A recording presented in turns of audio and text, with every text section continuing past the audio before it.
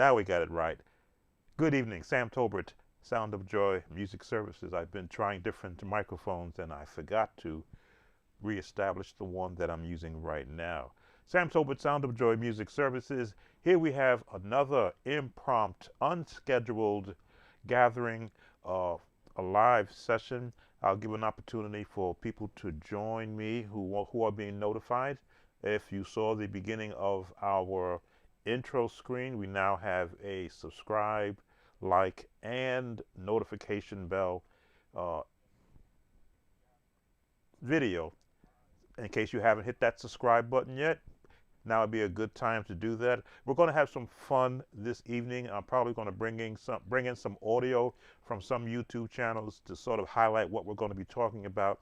I can mute them, of course, once YouTube lets me know that I've infringed on some of their videos, but that's okay. I want to have as open a conversation tonight as possible.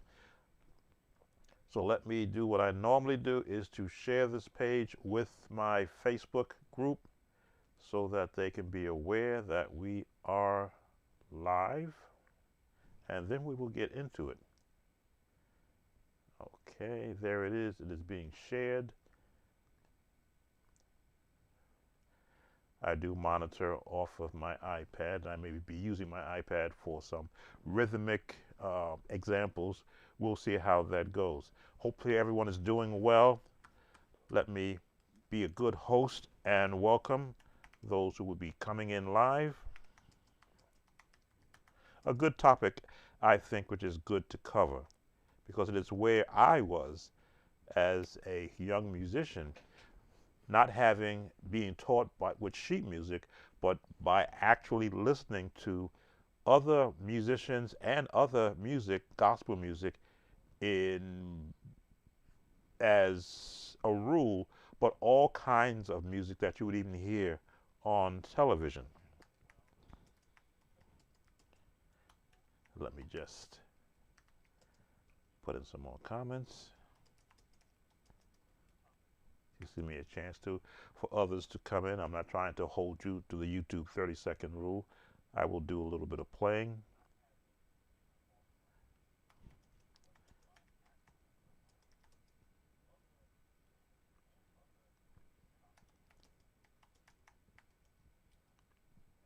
And of course, those who will be watching this simulcast on my YouTube channel, you are free to come here on the YouTube side and ask any questions, or if you have any comments on tonight's subject. So as you read it, the subject is going to deal with playing by ear and improvisation. Now, what is playing by ear?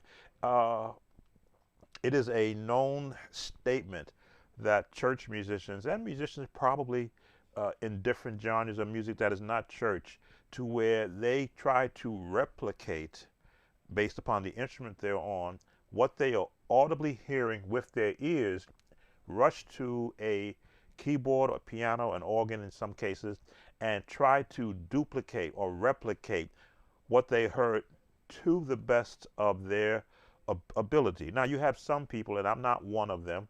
Often I say that I can pick out the patterns and chords in a song by listening.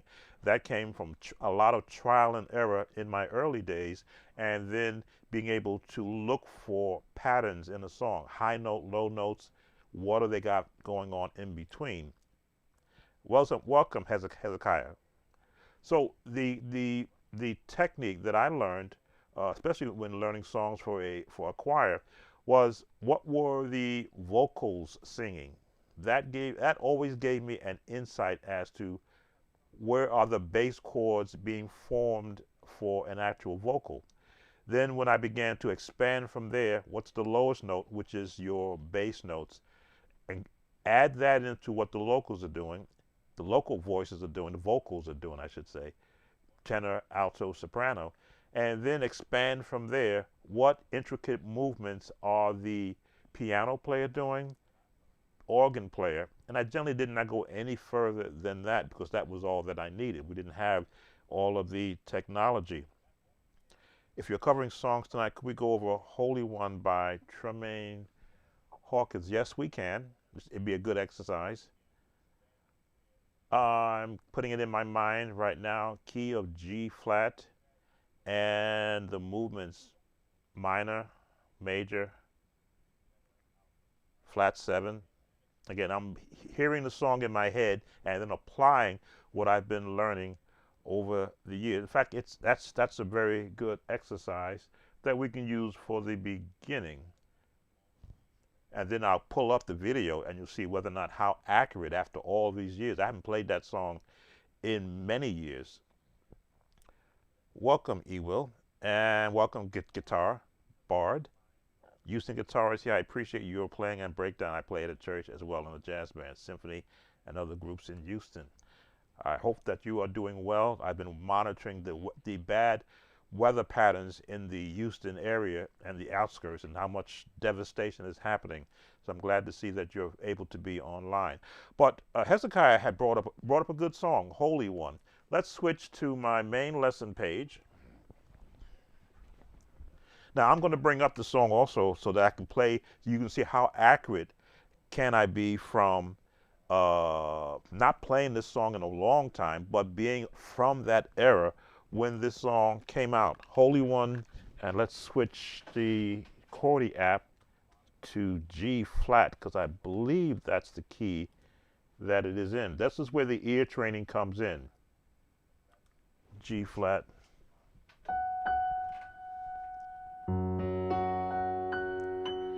Getting my ears in tune. All the notes that are in G flat. Let's make sure that things are coming over okay. Because I know the song starts off with and I call them the half tones. And it's very slow. I'm catching the timing.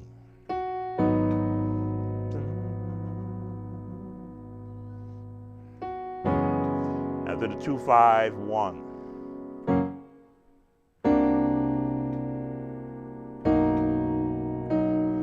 Trying to remember what the solos is doing. Now that is the add, right? Yes. I'm hearing all the other chords that were prevalent in that time.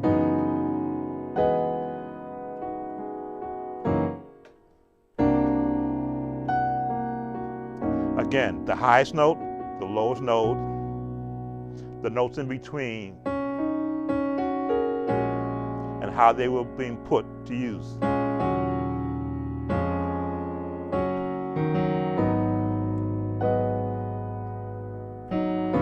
The patterns that were common of that era.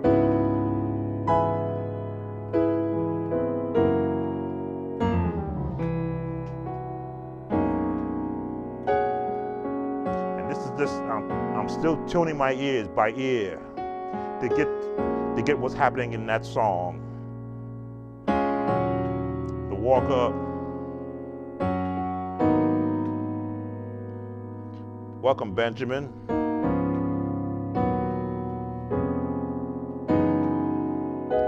The turn.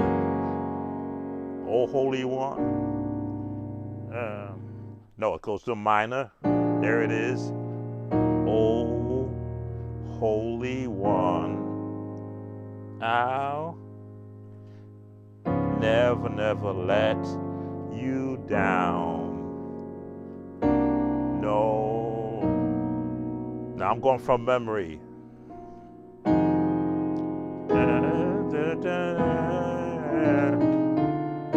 Oh, Holy One. Now.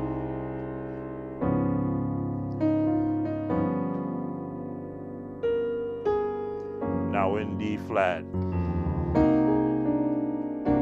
Back to those chords. And they're gonna come out of never you down.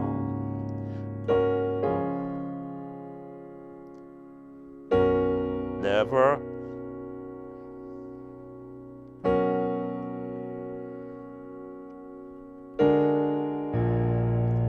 Hearing the chords in my head and allowing my hands to go to where those chords would be on the piano. never. And this chord, I'll never.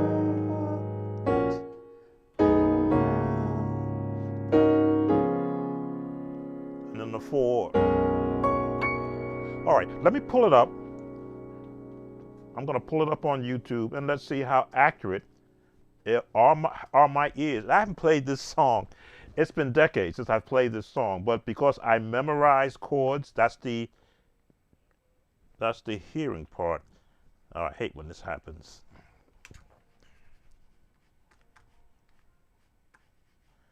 I have my iPad open, and my mouse has a way to get picked up by the iPad, and right now it is stuck on the iPad. Come out of there.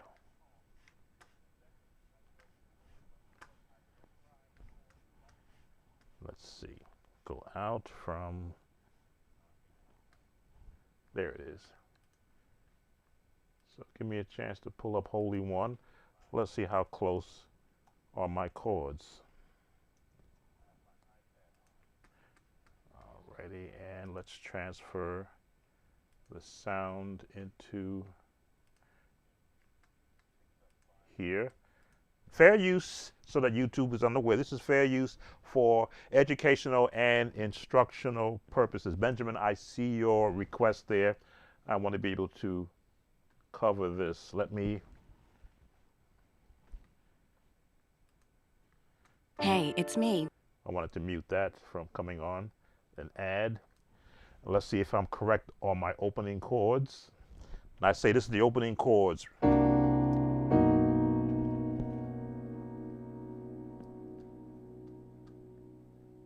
Your skin. I crave being.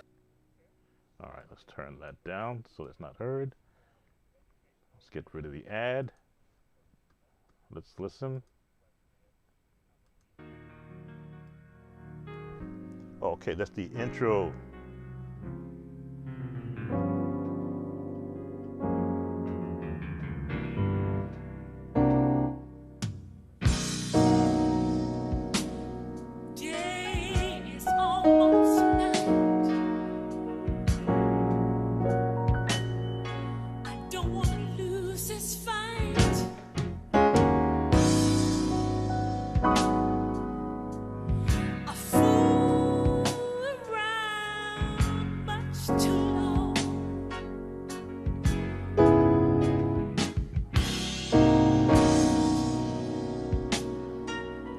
All right, so I didn't get the opening part, but I am within 90% of how the song it goes without listening to it once again. Welcome, Charmaine.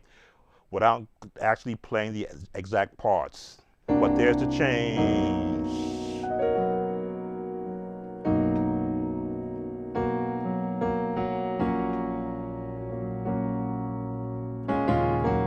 The bass is important.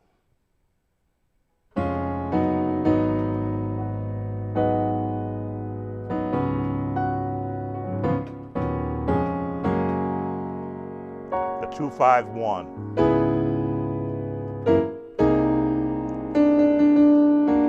That whole tone, which is in all the gospel songs, that is a pathway or passing chord to the 4.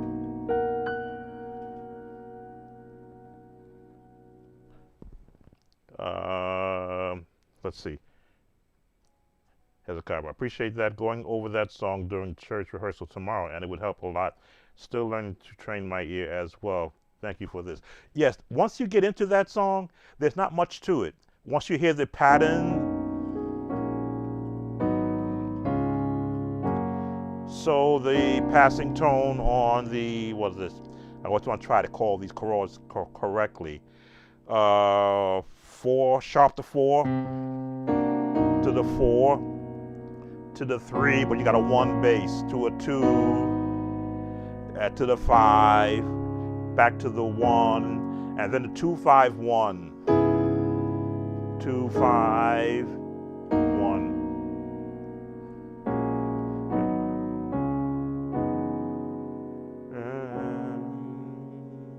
How do they get out of that and get into Holy One? Because it does repeat a little bit. Let's see if I can pull it up while we're live here. Turn it down a little bit. In you, I'll be able to stand. There it is.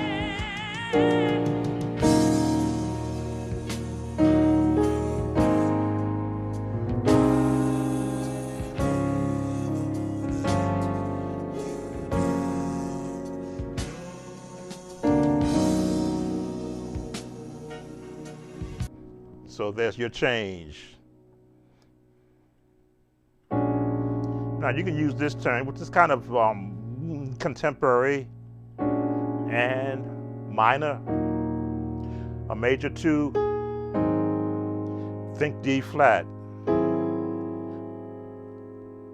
A major 5, back to the B flat, to the G flat, turn.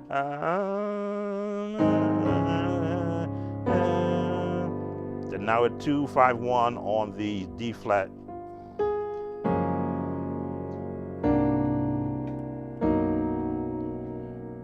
Welcome, Demo, and welcome, Brother Robert Holder. So you've got the Oh Holy One, I never let you down. Rinse and repeat. Now, everyone has their own way of using passing chords. I like the ones I hear in the song, but then I can like to also be able to use another path so that it's not always the same way. So I may go, oh,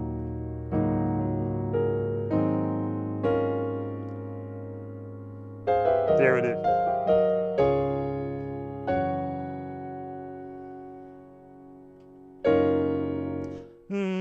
Lost my way.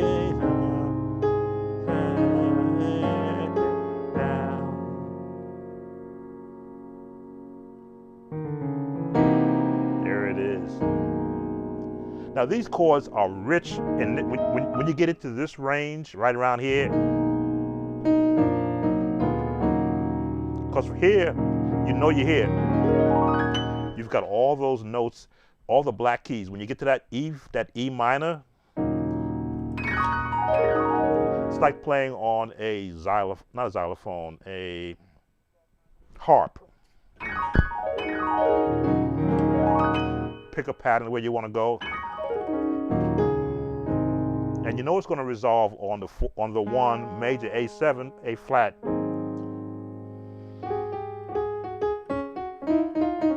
Now you're in the D flat.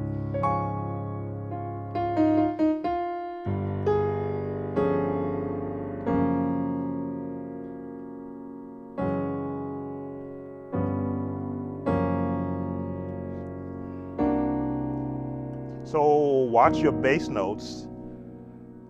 Watch where your bass notes fall, because the bass notes completes the chord.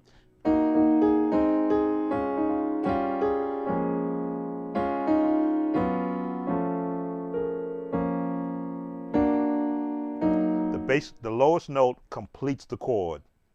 Oh, Holy One.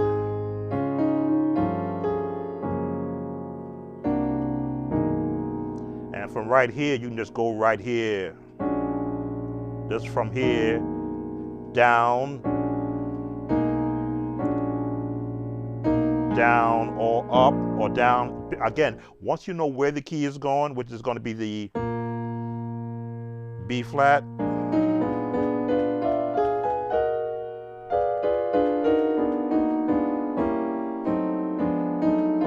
find a path to where you want to go. Oh, Holy One.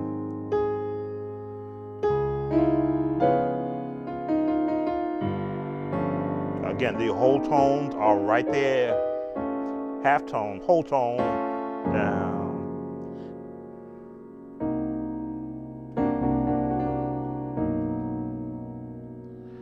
you think any major changes during the vamp?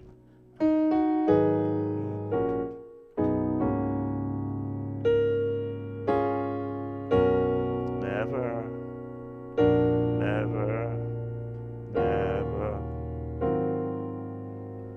Now I'm throwing in my chords. Don't know what they had there.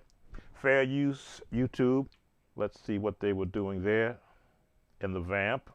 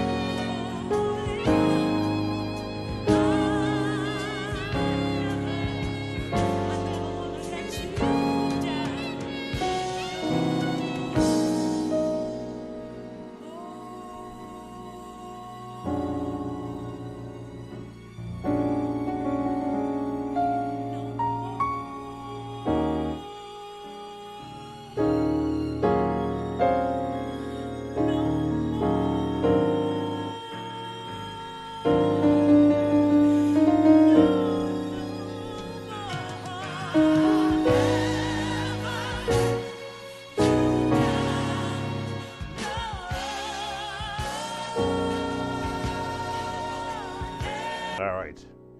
So you come out of the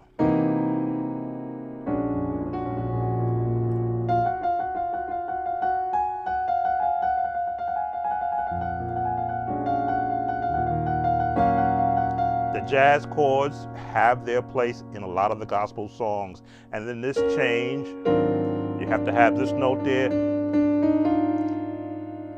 a nice resolve.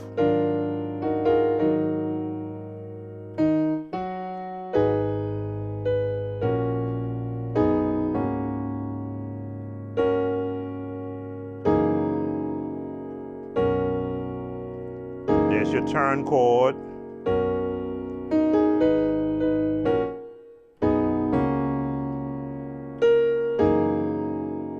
And you got to hear every note. You got to hear the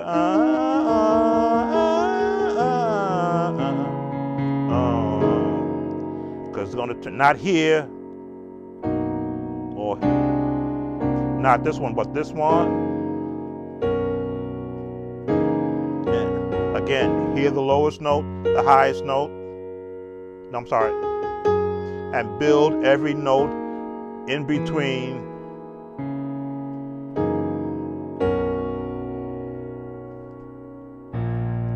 Never, never. Let's see if my ears are correct.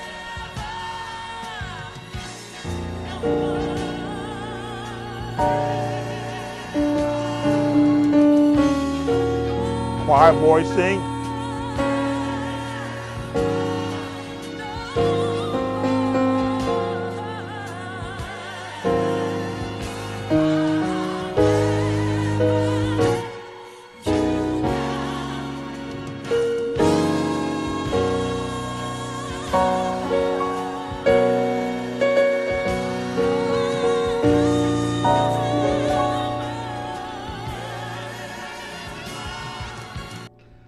Now you're open up to all the other chords. Now that you know where it's going,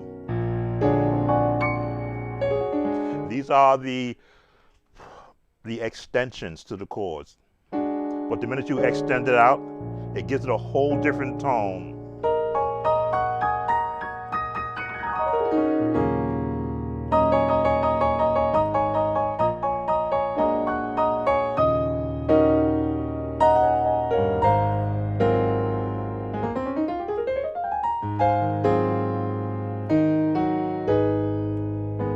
Now I make it look easy only because this is the era that I came through as a 19-year-old musician who had a feel for the big band sound, so that when I heard these chords in use in a song such as this, I'm like, okay, I understand where these chords are coming from. I can use my ears to hear the notes on a finely tuned piano and then be able to expand on it. Let's see, I didn't make sure I don't want to miss any questions here. How should we, this is from Benjamin, how should we go about hearing patterns and what patterns should we be listening to for in the music to learn the song? As I'm demonstrating here, and I know YouTube is going to come after me, but that's okay. I don't mind doing that every now and then. I let them come after me. You'll want to listen to what is the piano player doing. That's what I'm listening to. When the song opened up, they started with the minor. No, they started with, let me see.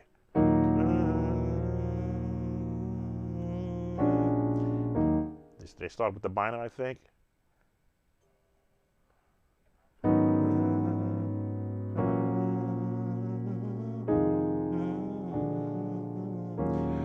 Patterns are the passing tones are what support patterns. I could go from right here and go right here, but when they do a pattern, that's a pattern.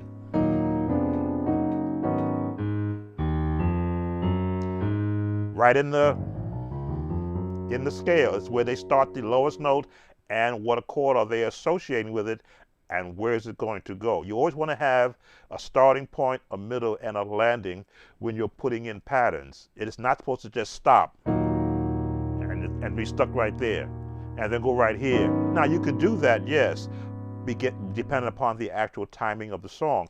But if you want to hear what another musician is doing, what are they doing? Are they going, or are they doing, let me see. Where's the highest note? Where's the lowest note? We know where the lowest note is. What's in between there? So when you listen to music, you always, as a musician, sometimes musicians get caught up in the music as a fan. Oh, I just like the way it sounds. No, as a musician, you are constantly analyzing what you're hearing because that's what trains your ears. What are you hearing? I used to often say, if a car has bad brakes and they go by me and they're screeching, I want to know what key it's in. So I try to say, okay, screech. And I say, screech.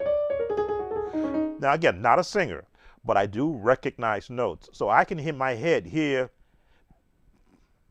bum, bum, ba-dum, ba, bum. How did I find that note? Because I knew where the note was going to be at the bottom. Bum, ba-dum, bum,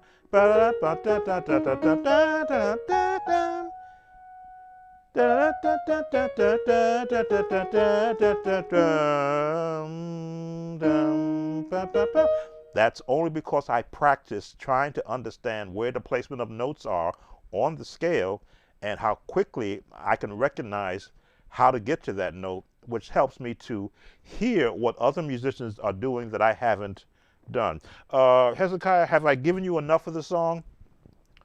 I know you said something about the vamp. Let's see if I can catch back. Also trying to train my ear as well. Thank you for this. Let me see. There was something about the vamp that you were asking. I'm looking on my iPad, so the texts are smaller.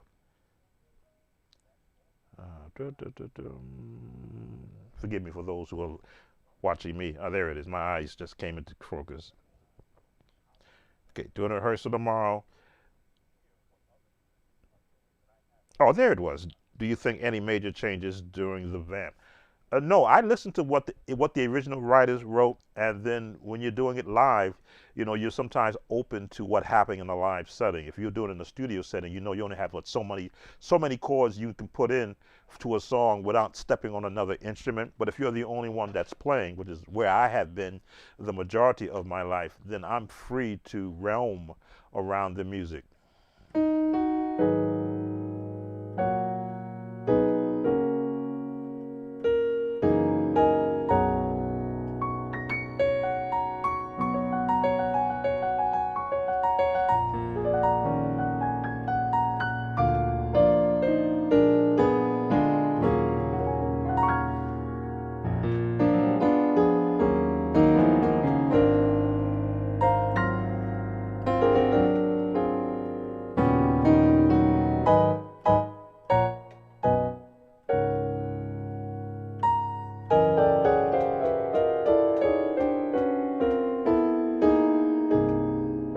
Just be able to be free to just exercise the the notes around, especially a song like this, which is really not, it's got some loud drums in it, but it's really an actual ballad.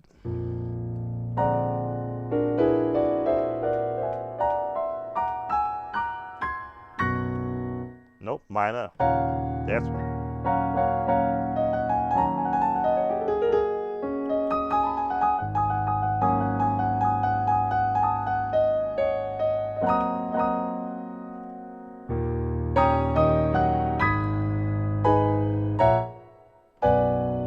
the gospel turn.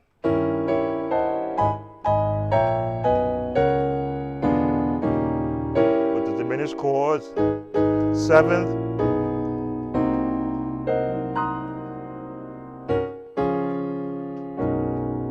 And end on the 4.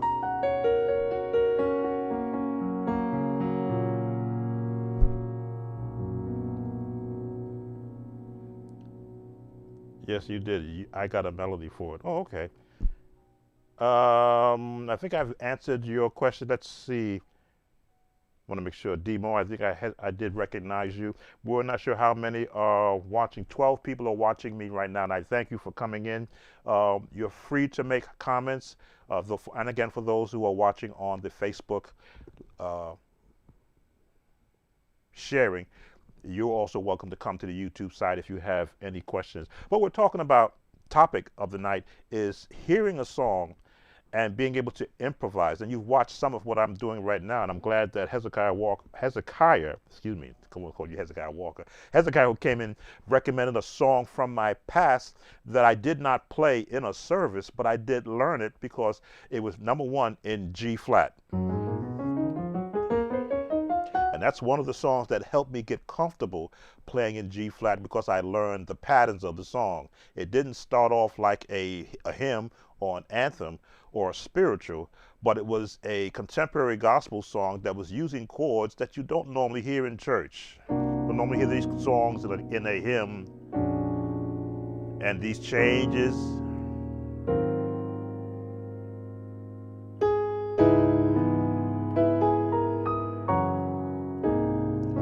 And it got my ear comfortable hearing that if I'm going to play a hymn, if I wanted to do "There's Not a Friend Like the Lowly Jesus," guess what? I can borrow those chords.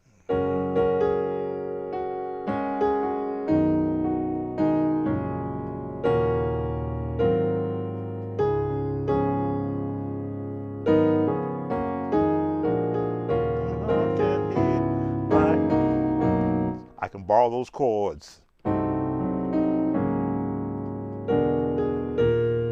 No, not the very same chords, because I can apply the melody, use the melody, and apply those same chords. No,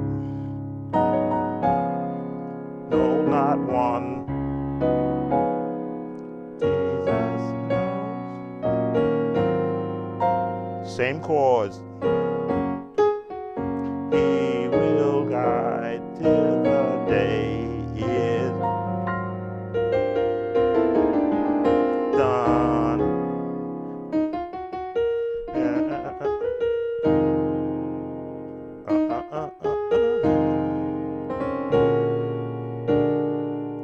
Same chords. I'm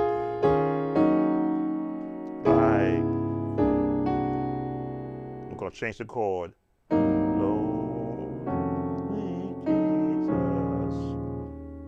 Nope, on the 3 to the 6, flat 7th, sharp the 5, the jazz chord. Nope, same chord.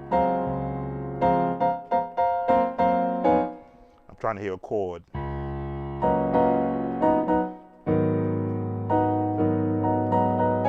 As I say, I listen for the lowest note, the highest note, and then every chord in between that I could possibly strum a sight. Is there a G flat or is it F sharp? Depends upon who you're talking to. If you're talking to a person who was trained in piano, it is G flat. If you're talking to a person who was trained in a church, it's F sharp. I always called it F sharp until I began reading books and I saw no F sharp designation unless you were playing in G major, D major, or E. So I said, okay, F sharp is the term that a church musician who did not go to theory practice learned. But it is the same key. In fact, yes, I'm putting together an actual basic 20-song chord book now, um, with the help of Chat GPT, and I'm pulling in the different chords that I want to be able to train the new musicians in with this chord book. I think I'm up to page, what I've got, 13, 14 songs already done, and I'm now putting in the chord pages. It's going to be an excellent looking beginner's book for musicians to get, and it's all going to be in the key of C. Because I find that I get a lot of requests for songs in the key of C, letting me know that a lot of the newer musicians are being schooled in the key of C. So why not give them a reference book of traditional, not putting it hymns, because hymns are the easiest songs to learn, but also in there, give them the chords that are not in the number system number 1, but also throw in a diminished, throw in a 7th, throw in a minor 6 chord, let them see how it fits within a very known standard hymn. As I say, I'm probably going to put some posts in about it maybe next week, because I want to make sure I have it laid out in the way that I want to see it. Again, you'd be surprised what you could do if you put your mind to it. Can I go over Holy Ghost by the Georgia Mass? Yes, I can. But as far as, is it called G flat or F sharp? Yes, it's called them both. If you're playing in C major, it's in F sharp. But if you're doing it in D flat, because I'm in the flat range, it's G flat. You can see that on the Chordy app. If I were to change the Chordy app to a C scale, that would be F sharp. Of course, the path of the note is going up. Sharps are always up, flats are always down. If you were doing G major, it would be an F sharp, because I'm not in the G major scale, it's saying G flat. But that is how music from a theory standpoint is written, so that it's easy for the sheet music reader to understand it. But when you play by ear, you just want to know where the note is. Can you hear that note when you're playing? And for me, I try to recognize how the note is being used. Looking at a scale, I look at, okay, this is my first note. What's underneath that note? The next note, the next note, the next note.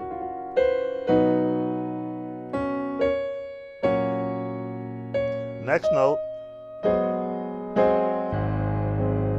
the next note.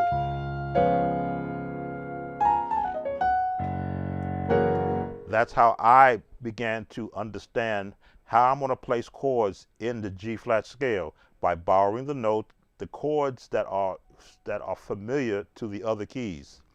But if I want to do minors down,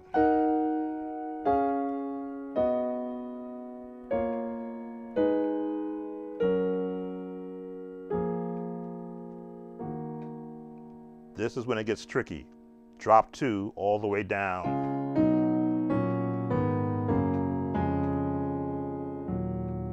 That's when the classical comes in.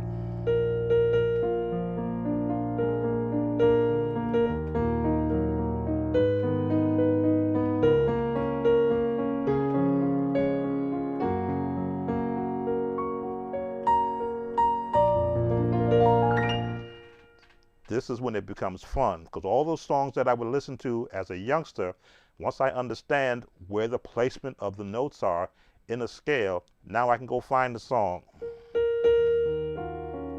and change it around.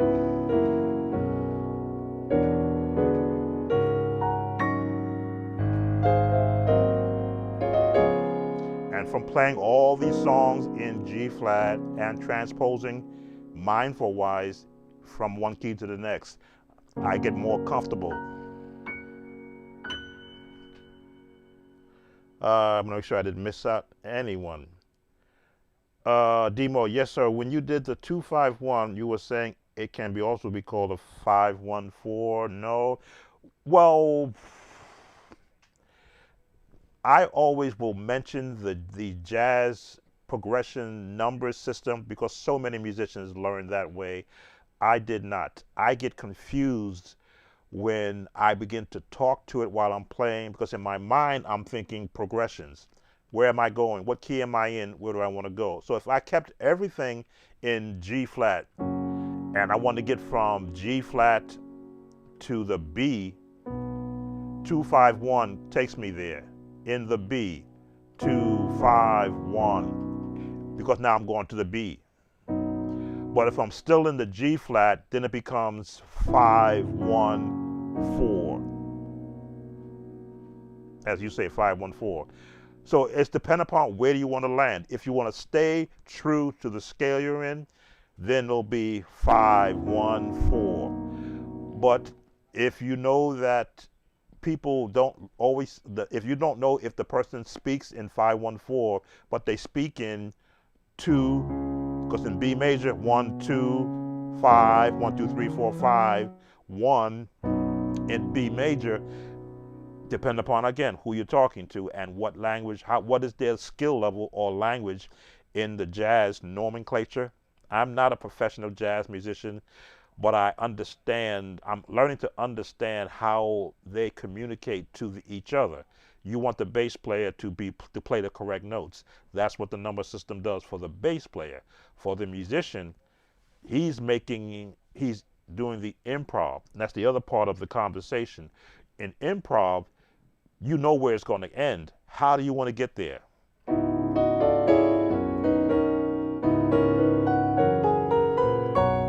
Still getting to the same position, but the musician, jazz, the singer, or the instrumentalist is developing their own path within timing to get there. Hezekiah Book, I think I got you covered. Uh, Demo wanted if I can go over Holy Ghost Georgia Mass Choir. I'm gonna have to pull that up because it's not ringing a bell in my ears until I hear it.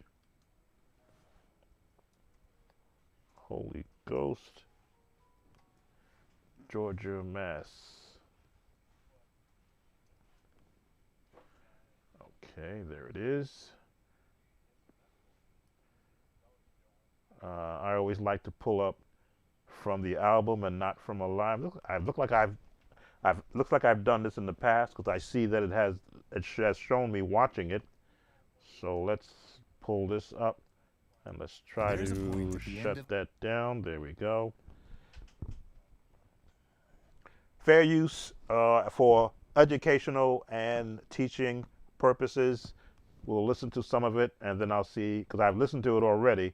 Let's see if my ears can remind me. Because as I say, when I do viewer requests, once I've learned the song, I wash the chords out of my mind so I can prepare myself for the next song. So let's see what we got here.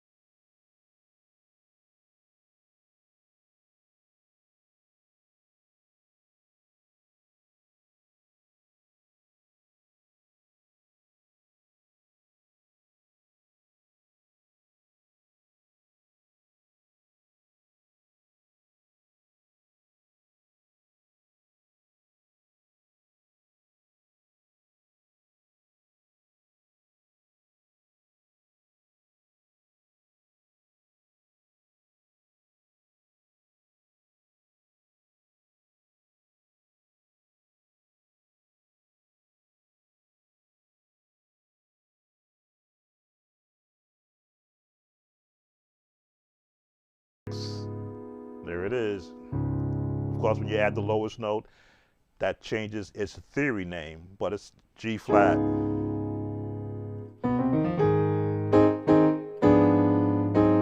The seventh chord is synonymous with jazz and gospel, which are brother and sister in the sense that how it's being used. Of course, the jazz tones, it could be here, but put that seventh on there, it changes the actual flavor of the tone, and your ears should hear that flat seventh being there.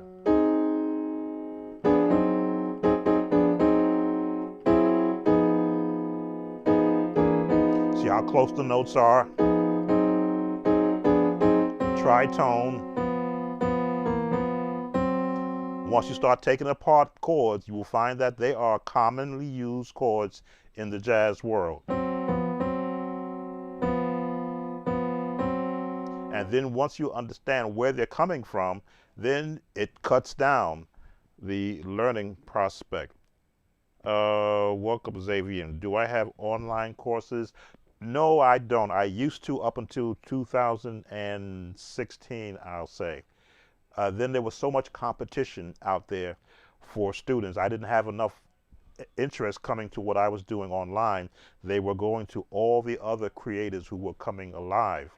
So the internet costs could not justify me staying online for what it was costing me, because I was doing it for free. I was only able to offset the cost of the internet was selling DVDs and VHS lessons.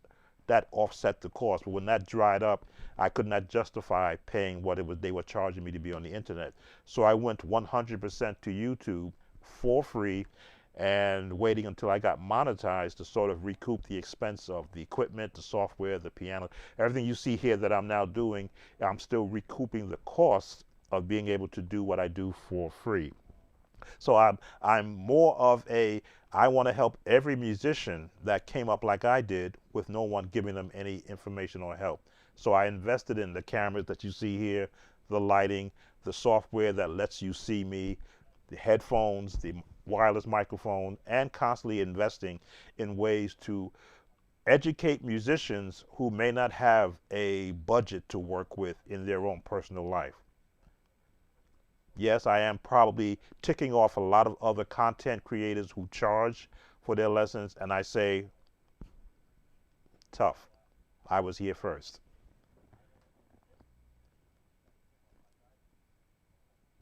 But I also do, and let me just digress a little bit. Maybe this will get the YouTube people from, I haven't seen anything pop up yet. As you can see, I'm attempting to do Zoom lessons. The connections still seem too horrible, and I do Skype, which is the best connection. I do Skype lessons for people who want one-on-one training for me, and I do that at a cost. There is I won't say the word donation, because I do charge a fee for my time to be able to work on one-on-one issues. I have a Patreon link. In fact, the Patreon link is not there for some reason. I got to put that on this page. But the Patreon link is designed for those who want to continuously support my site at a very low nominal fee. And then I put information on there that is more than what I'm able to do here on YouTube. And right now I have over a year and a half of information on that site at a very nominal fee that I think anyone can pay to be able to support what I'm doing. And the workbook that I am working on will be made available to those Patreon members for their continued support for me on the Patreon site. I'll have to see how I'm going to work out another charge for those who are not part of the Patreon, because of the cost of investing in equipment to be able to take the time and create literature that's going to help build the musician. So if that answers your question, do I have online courses? My entire web page, the entire YouTube channel is a course. If you look at the playlist, you see I have laid out series, which is what I would cover in an actual course for learning how to play scales, progressions, and patterns. I have it all laid out. In fact, every viewer request there's over 400 viewer requests of songs, and you will see each of them are laid out in a lesson format. You're going to learn the scale, you're going to learn the bass chords, you're going to learn how to play the bass notes, you're going to learn the patterns, and it's all designed, hopefully, to teach that viewer how I take a song apart so they won't need me. This leaves space for the new people who are finding this channel. Holy Ghost, Georgia, Mass. So in the chain, and then it comes out with the end. This is the pattern. Let's listen to the.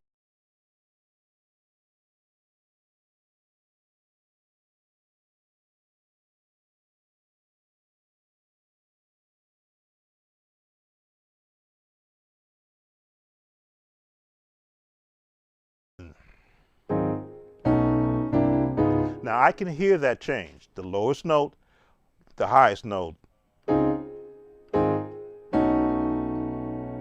These are the sixes, the minor sixes. Minor six, minor six. Now the song is in a patterned mode, which means if you miss the note, if you miss that change because you don't practice that, this is when I say this is what you do in your practice time.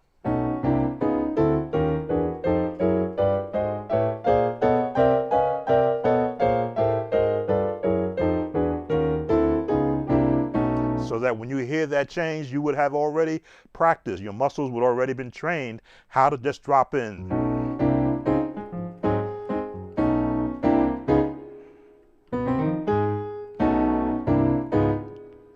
That's what practice is supposed to do for you.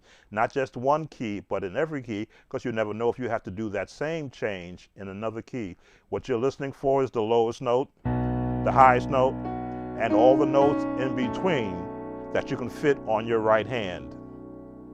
Now, if you wanted to switch and do this, you could do that too. What's the next one down? There it is. I usually don't practice it like this, so I'm looking at it. Takes one B here, next one here. There it is, and this is where we were. There we go. In the jazz scale. Now, I haven't talked much about the jazz scale, but I do make reference to it as I'm being taught. That's the jazz scale. And guess who uses the jazz scale in all their gospel songs? Well, gospel does. Thank you for posting these tutorials. Oh, you're welcome. You're welcome. That's why I'm here, because at one time I was a musician yearning, that's the word with a Y, yearning for knowledge, and no musician that was skilled would show me anything. In fact, they would stop playing, take their hands off the keyboard, off an organ, because that's when I would be asking questions, and tell me, well, don't worry, just keep practicing. But they would never tell me what to practice. Let's see what else is left in the song. The gospel songs of this style, they're patterns. As you can see, once you know where the patterns are going, the chords fall in place. Let's see how they come out of this. Okay. That's the shout turn or the shout turn. That's all it is. Following up chromatic scales. Yes, you should practice chromatic scales also, so you can hear the changes. Now you see where it's going to resolve on a 5, but with a pentatonic scale, with a pentatonic scale chord. How do we come out of this? Okay, the 2, 5, 1. The 6, 2, 5, 1. Now, again, I will talk to the jazz nomenclature, not being a jazz musician or have sat under jazz musicians, but I do listen I have favorites on YouTube that I am taking, listening to their jazz chords. So I guess I'll check my messages. So we got to come out here, 6, 2, 5, 1. And as you can see, I'm holding that note. Highest note. So if you're lifting your hands all the time trying to find a chord, it's because you don't practice scales. If you practice scales, your hands, especially with octaves, you will know you can leave your pinky is your most valuable instrument on your right hand because it can hold that.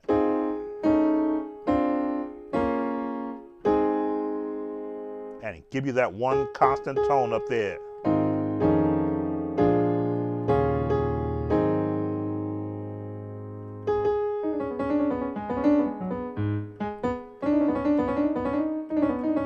Look at all the work they can do.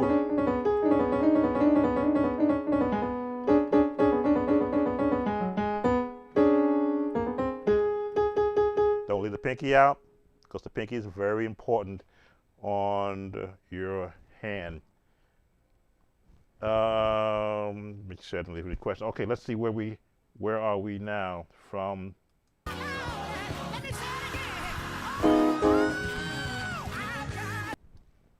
Now that run I'm not going to worry about because that's what you do if you want to do a consultation to work on that. But they are doing, let me see if I can, by here, figure it out.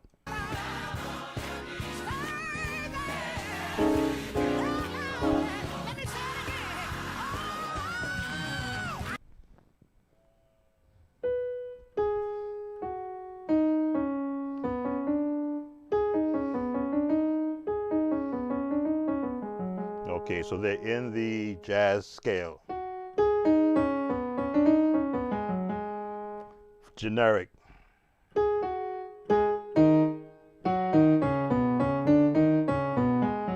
Again, if you missed the first note, you may as well leave it out. And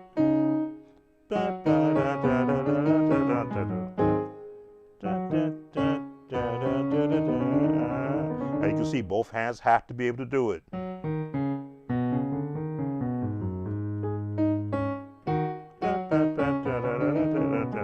This is why you practice scales with both hands, not just the basic, but chromatic also. This way you can, if you want to do a run, there's that one run that John P. Key uses in Rain on Us. What is that key now?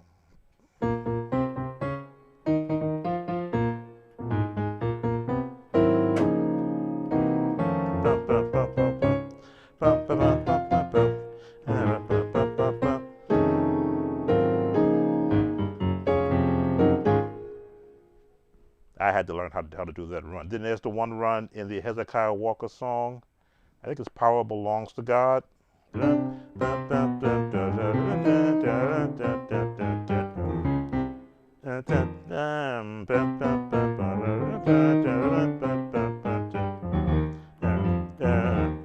it is.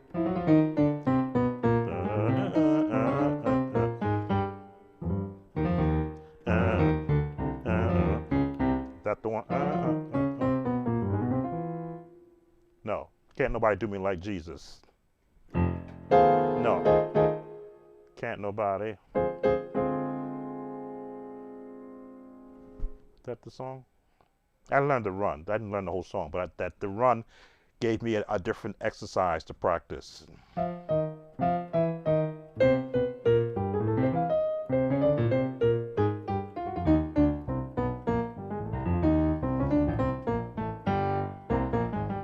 Anyway, I'm getting away from. I think this is a different. It's Faster Holy Ghost. I think this is a different song. It's Faster Holy Ghost. It's what I'm looking at. Holy Ghost power. Oh, you're right. I'm sorry. I'm looking at Chicago Mass Choir and not Georgia. Look at all this. Ah, okay. I'm sorry. I'm looking at my search. My search says Georgia Mass Choir, but it pulled up Chicago, Mass when I clicked on it. Probably because I did not want to go to, that's why. There it is. Nature's Recipe knows a dog's best life is measured in wags. That's why. Get rid of the ad. All right, now we got the right song. Yeah, this is what I do. Generally, if I don't pay attention to what I'm typing, I will go for one. So now I've got the right one. Georgia Mass Choir, Holy Ghost. All right, let's see what we got here. Now I got to wash that song out of my mind.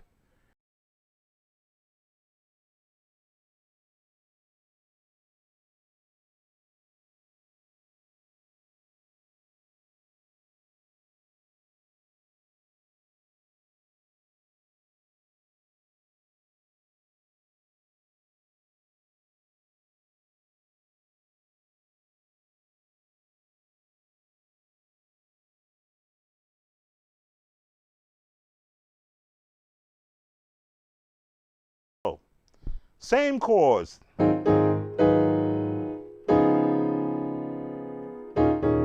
As I say, gospel uses the same chords.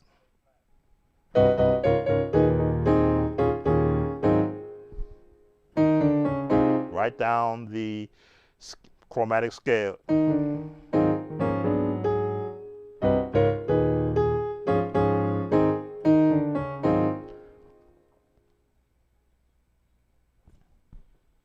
The gospel music is a mirror image of each other's other groups. It's a lot, well, I guess you can say that now with today's CCM music, they're all mirroring the same chords. Gospel music in its evolution from the, or evolution through its stages, I think all the different musicians played on everybody else's album, because you pick up you hear the same cadence of the actual music.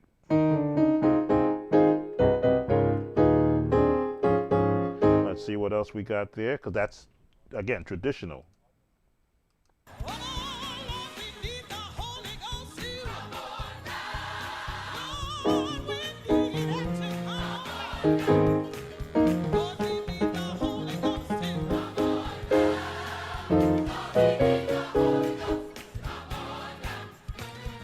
Choir voicing.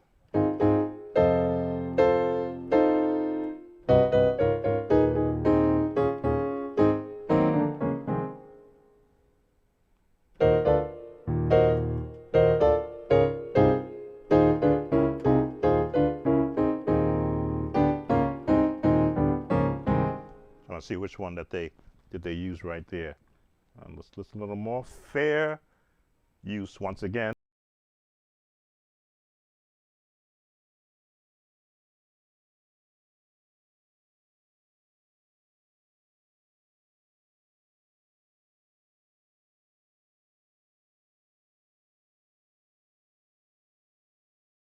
So we now have the common turns in gospel music. These are patterns.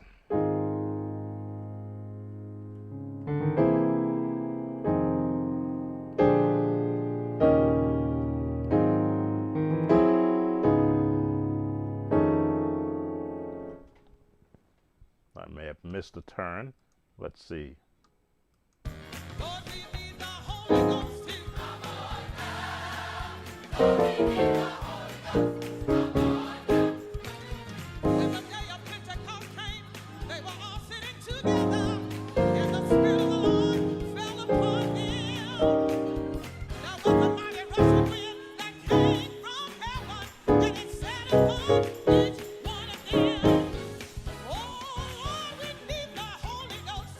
All right, so now they threw in some more inventive. And you can do that in gospel music. You can go and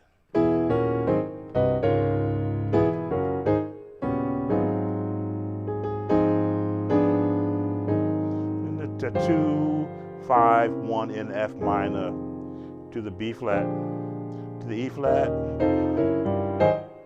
the 1, the 3, the 4 plus, which is diminished,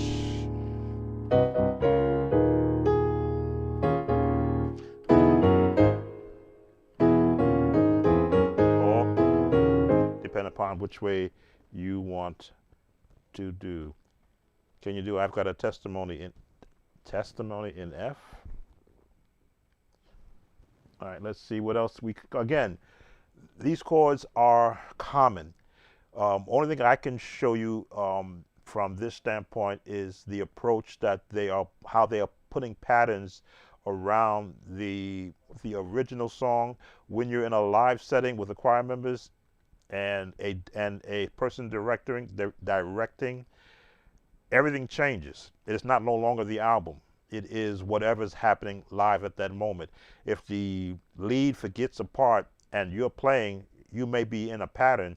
If they mess up, you have to hear them mess up and cover up for them until you can catch where you want the song to be. So you may hear, and if the lead does not come in on that point right there, you may have to bounce.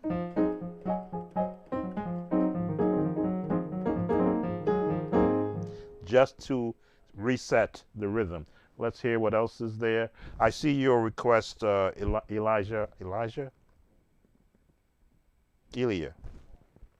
and I'll come back to that. Let's see, listen.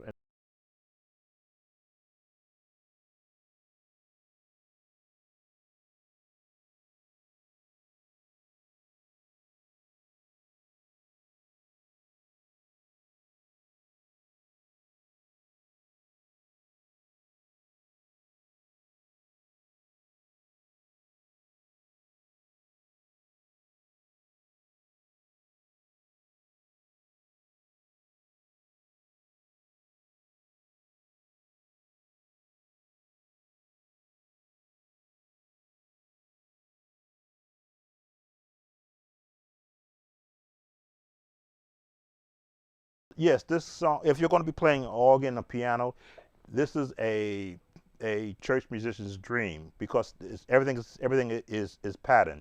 If you can get that drummer staying in the rhythm and in the pocket, then you can do all the bouncing.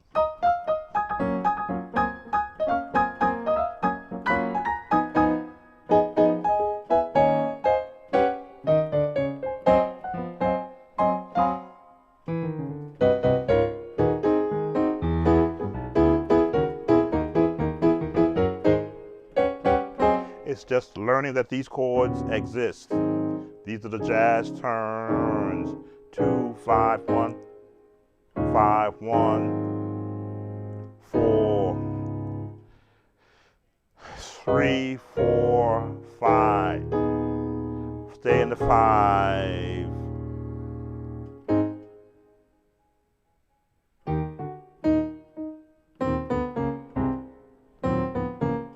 Whatever that chord there that they were doing.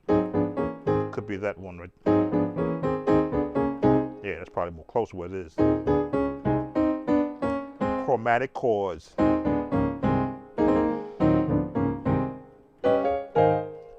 And of course the different bouncing. All right, let's hear what the vamp is doing because the chords are traditional.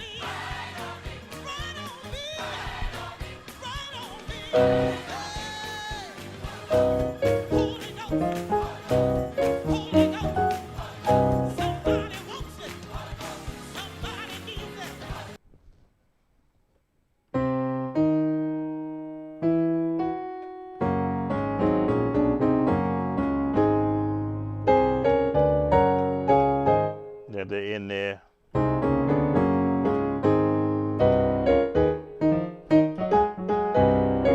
In that jazz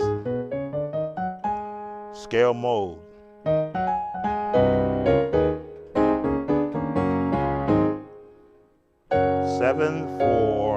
Flat 7, I should say, flat 7, which is the G flat chord, to the 4, back to the 1, which has been in this era of gospel music, just about every song.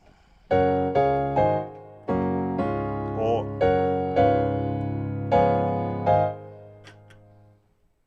I hate when the gnats come out when I got the lights off. That's what I need to learn, that bounce, E to A. Is that the correct pronunciation? E to A? for Elia. I think I got your name correct. All right, so I think I've covered. Boy, YouTube is going to really come after me, but that's okay. Again, this is all about. This is Friday night. I can go with some strikes information, strike notifications. This. It'll give you power to heal the sick. It'll give you power to raise the dead. Send the Holy Ghost. Send the Holy Ghost. Send the Holy Ghost. Send the Holy Ghost.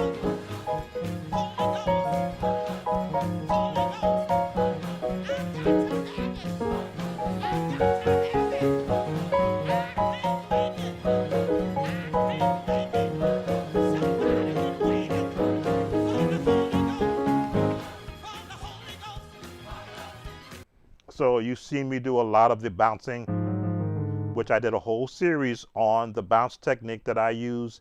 They are in that same bounce technique, which is just bouncing. Bouncing on the flat 7. There's your major, there's your flat 7, bouncing off the flat 7 to the 6, to the 5, to the 6, to the flat 7, which gives you this sound. And going down the minor scales.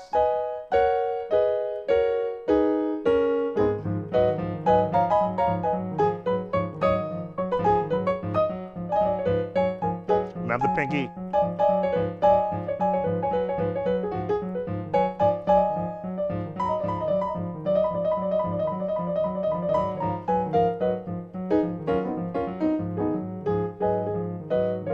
Once you get comfortable doing this, by doing this, because your hands need to know how to move across the keys.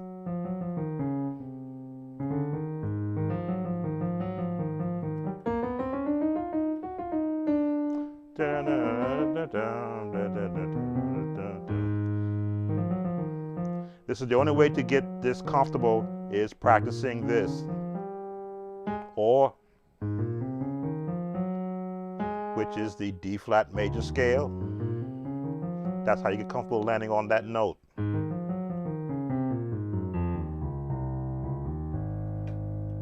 And that will take us to the end, because we're in the vamp portion of Holy Ghost by the Georgia Mass Choir. Fair use, YouTube. Let me see if I have other questions. Now we're up to, and this is still part of ear training and improvisation. You hear me doing a lot of improv. When I start doing this, it's because I do that when I was a gospel musician and I was doing shouting music. This is where I would run. Again, that pinky is very important, or forefinger, but the pinky makes it a lot easier.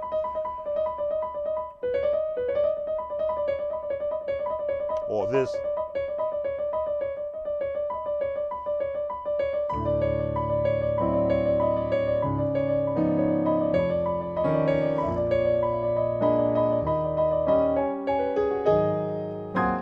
There's no secrets if someone shows you the pattern.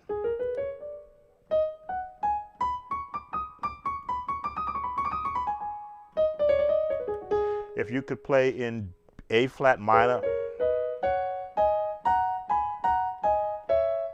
you're also playing in B major. Same notes.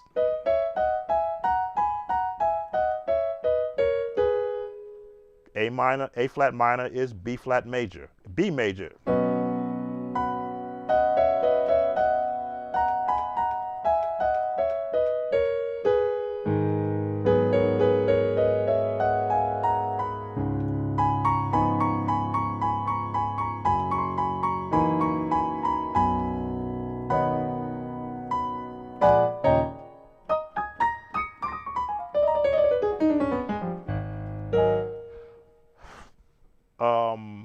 Ear training begins with first understanding that where the notes are found in the range of a scale, be it a major scale or a minor scale.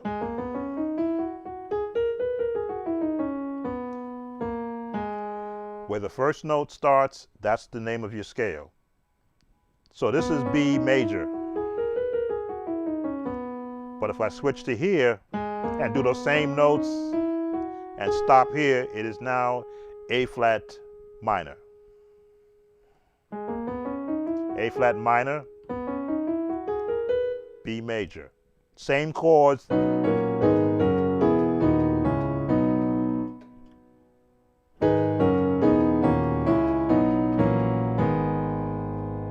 Just changing the last note, the lowest note, or changing the farther note, we'll call it the root, changes the whole sound. If I stayed here, I'm in B major. But if I change to here, now it's in A flat minor.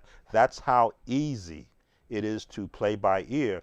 Learn the theory behind where the scales are found. And I generally push the major scale, the minor scale, the harmonic minor scale, and now I'm going to reintroduce the jazz minor, because that's also being in use in gospel music. And I learned about the bebop scale. There it is. I believe that is the bebop scale. Right, the seventh. I'm going to include that now in my conversations where it is applicable. The bebop scale. That's a jazz terminology. In my understanding and learning also the jazz world from the beginning, the gentleman that I'm watching, I believe he's from Germany, I listened to a video where he was showing the actual bebop scale. I'm going, oh, I did not know there was a bebop scale. That flat note, because that's in use all the time in gospel music.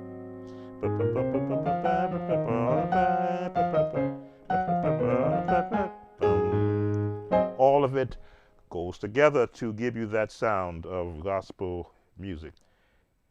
Elia. Okay, Elia. Thank you for correct pronunciation. I don't want to offend anyone's name. We got 14 in the room watching. Thank you for spending a Friday evening with me. You are welcome to ask your questions. I try to stay centered on gospel music because that is where my background is, but I can go to anyone's song and listen to what they're using. If I was going to pick Roberta Flack, Killing Me Softly, in this key,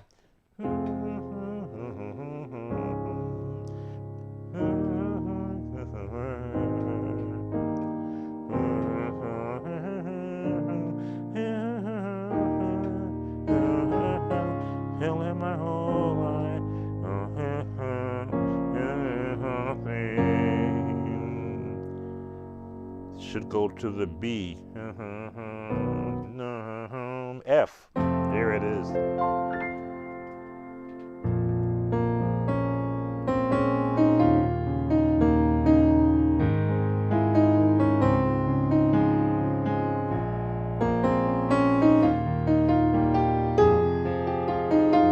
So yes, I'm now playing by ear because I don't play this song, but I know the pattern of it. You saw I got lost in the last note, but once I found it, I'm like, oh, that's where it should be.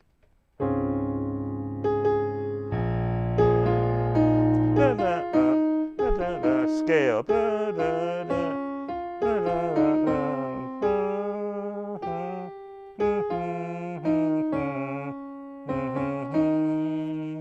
One, seventh on the C, on the 3, 6, 4, 5, 1, the chain, 2, 5, B major, E flat, A flat, my flat 7, all stay major, 4,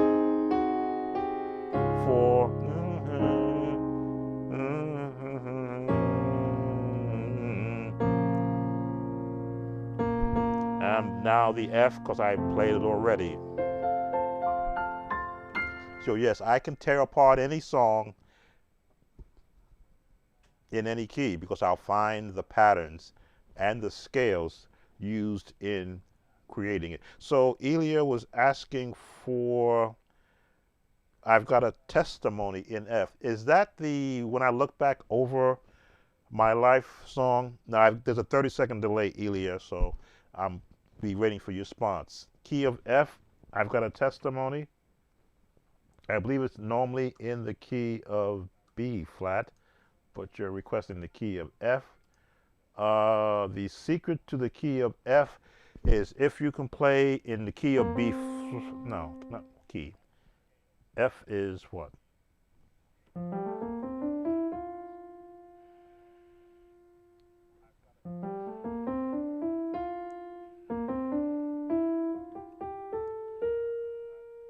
F major is what key in the minor?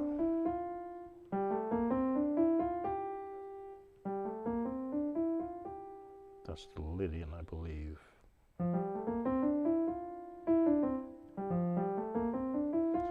Who uses the B flat?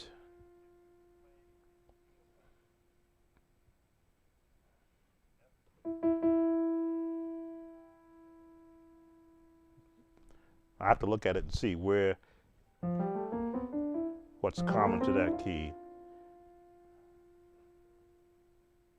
It's not A flat. It's not, nope, it's not E flat. A major. Nope, it's not A major. A minor. Nope. That one I gotta look at.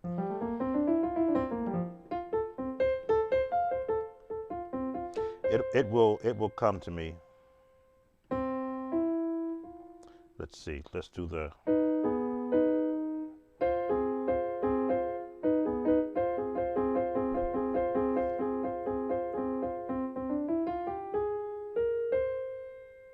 Anyway. Welcome health tips, piano tutorial, technology, do it yourself, play here and now. Oh, play here and now. I used to do that too, just I like those chords. When I look back over my life in the key of F, and I think things over, I can truly say that I've been blessed. I've got a testimony. So that's where your melody is in the scales. Now it's higher in key of B flat, so now you have to reposition your chords accordingly, which means you're going to have to move around your vocals.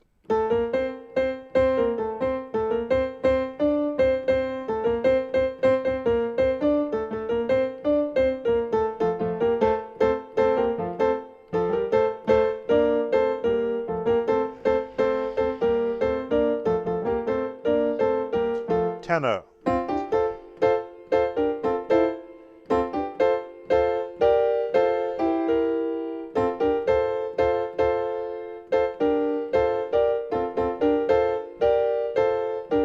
And I've often say, when you're learning a choir song, if you learn the choir voicing, that's 50% of the song. The rest is the umpa and the movement of progressions.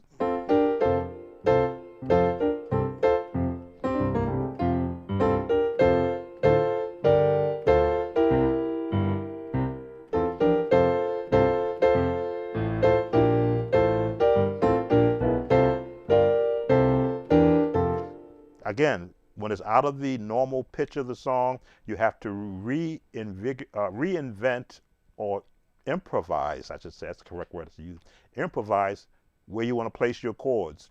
Now I'm going with the shifting the voicing. I've got a gnat flying around here. That's bugging me. It only comes out when I do this. You have to reimagine, that's probably the word I want to do, reimagine where the voicing can be from a piano standpoint. So I gave you the melody. I put another version, inversion of it, but I can go higher.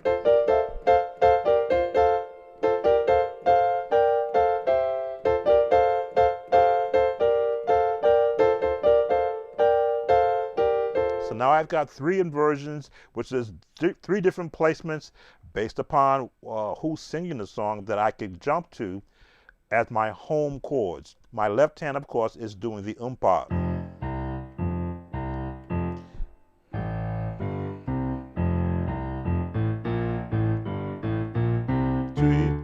5.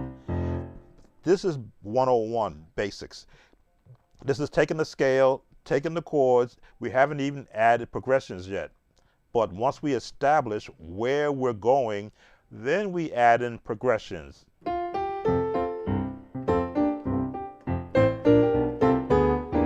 There's my progressions.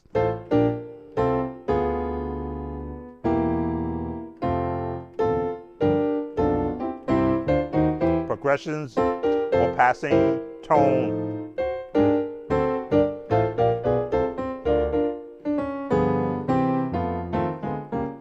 Cadence. Jazz. But you got to have the patterns in place to work with the actual. I know how to play. I just need filler chords. Well, those were the filler chords, which are known as passing tones, which are known as progressions. You could bounce on that.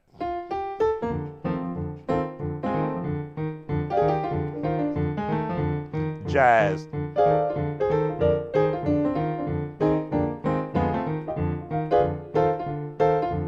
These are the tones you're looking for, filler.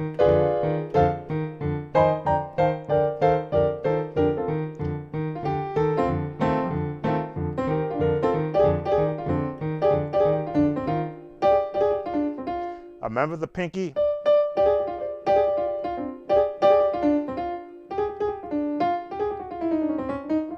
Practicing chromatic notes will build your fingers to be able to do this.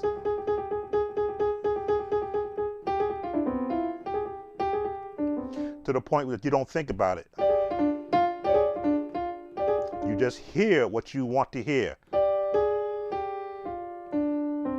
And your fingers will find a way to get to the notes that you want to play without you thinking about it.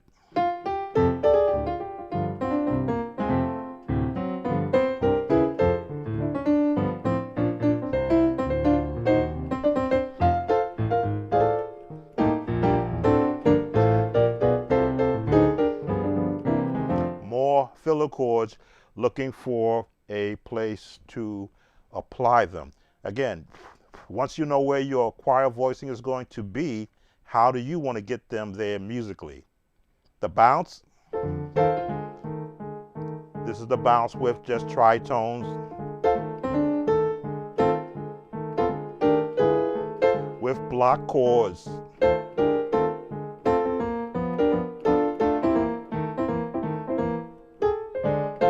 The jazz, pentatonic scale run.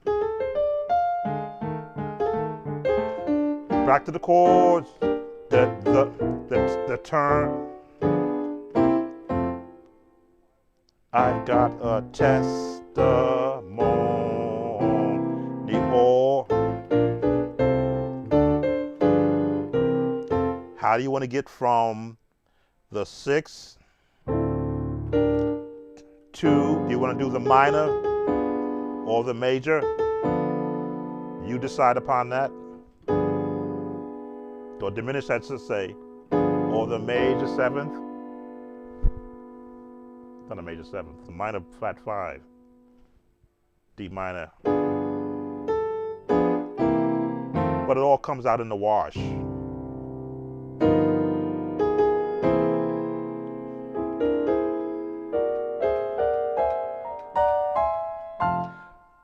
Once you become acclimated to following a pattern, and I've shown probably 5 patterns already just for that opening part of the song, you just begin to what's the word I want to use? Envision, the E, not the I, but the 2. You envision in your mind, how do I want it to sound like? Do I want it to sound jazzy? Then you've got to learn jazzy runs. And you've got to be able to find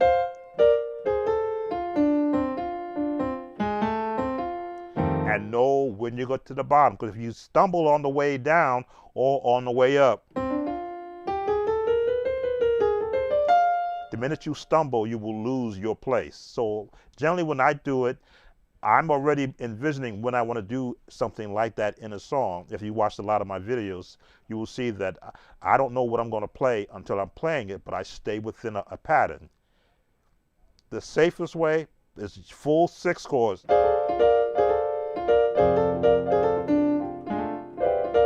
Because you can't get lost if you've locked your fingers here. If you have this reach, great. You can't get lost right here. Or let it go. Bring it down to the single note.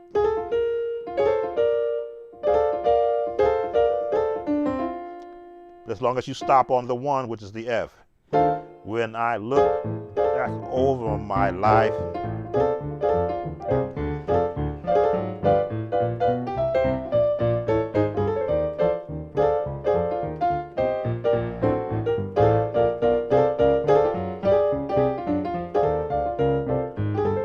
I don't know if you have if you have a bass player with you who can run the bass runs, but if they stay within the context of the root notes, the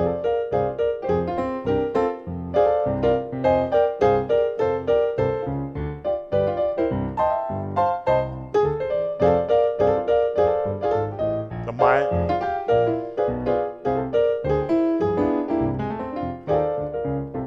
or depend upon, some people like to do and make that turn. That's okay. I like to go come in the opposite way. Bump, bump, bump, same place. Because that's the jazz nomenclature in me. That always be predictable. Or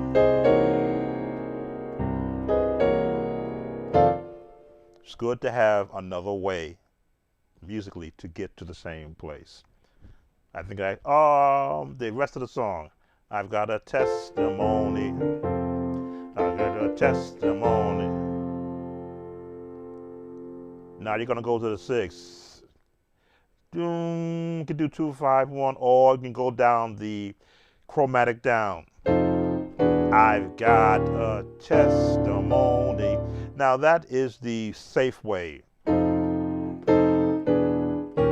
But you want to make sure that you're on a minor. And you will find that this, if you release 1 note, puts you in the minor.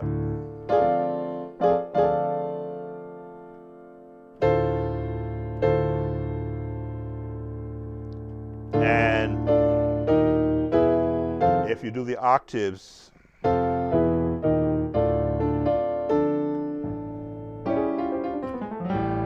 those same run. Now you know in the minor, just go up chromatically from the minor to the major to the major to the 7th.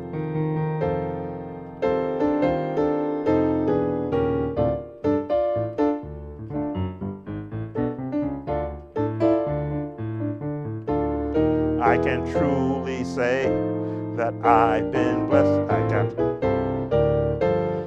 As I say, it's in F, which is not the natural key, but it's the same patterns.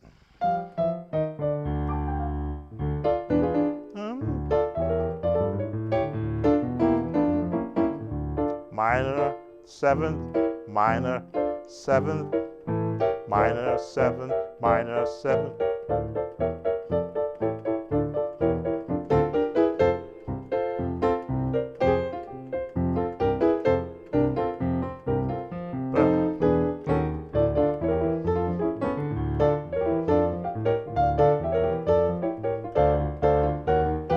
Now that's just a crawl. If you think minor, diminish, minor, diminish, minor, diminish, minor, diminish, minor, diminish, minor, diminish, in inversions.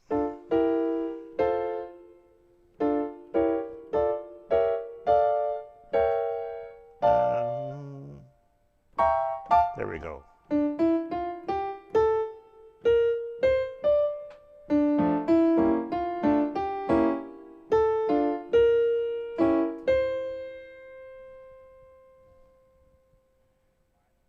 I like the seventh on there, more of a classical feel.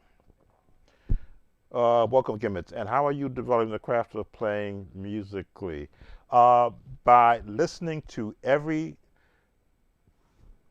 musically produced, not just by gospel music or jazz, but classical, uh, jingles, children's songs, and absorbing everything about how it's constructed. When you play a piano keyboard, a lot of musicians don't play up here, but there are instances when you want to use this is only 76 keys on this keyboard, so I lose the very, very deep bottom, but I've gotten comfortable playing within the range here. Every one of these notes has a tone that is accessible to the musician, but unless you hear someone else use it, you won't know that it's there. If you only play here and all your chords are right here, you'll only know the chords are here. But if you extend them out, now you have more, a bigger palette in which to choose from, and to become improvisational, and if that's the correct word, to improv. You go up this high, you're basically you're not going to do a lot of chords because the tones are so high. It needs a bottom. But as it comes down lower, now it becomes muddy.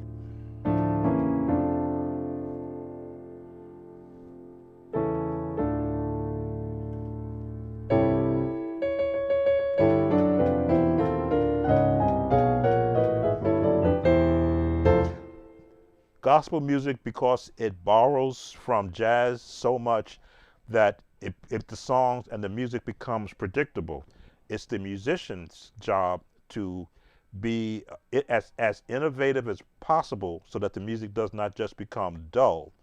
That is something that can't be taught. It is something that can be shown now visually, as you see me showing it to you, but you don't know what's going on in my head. In my head, I'm hearing 3 chords before I play it. So when I go here, I already knew I was going to do that. It's just a matter of which direction do I want to go and how do I want to form the chords. Do I want to form the chord like this? Change, change, change, change, change, change, change, change, change, change. Go up and come back down. That's going on in my head while I'm even talking with you. I don't know what's going to come out until I play it, and if I hear it incorrectly, I'll stop and go, I missed the note I wanted to play. And it depends upon the key that I'm in. When it's a known song that's in a particular key, then I become pattern dominant. I know that where the pattern is going to be. I'll stay in that pattern unless for some reason I want to come out of it, but I'll hear what I want to apply to it. That's why when I learn so much other music, I can borrow from different eras of music. Never learning how to play jazz correctly, when I hear a jazz tune that is a standard, I have to imagine what chords are they using from what I know. Like I know that this is a 7th chord, major 9. Somewhere there's a 7th in there. There's a 7th in there. But I'll play it like this. Now, accordion will say that's a C major 9. But if I remove the notes, it's a C major 7th. I know that's what it's called until I begin to extend it. As you can see now, it becomes a D minor 9 because I've added all these family members in the same range of the scale. That's the nomenclature that I'm not trained in. So I need a chordy app. So when I speak to a tone, I can speak to that.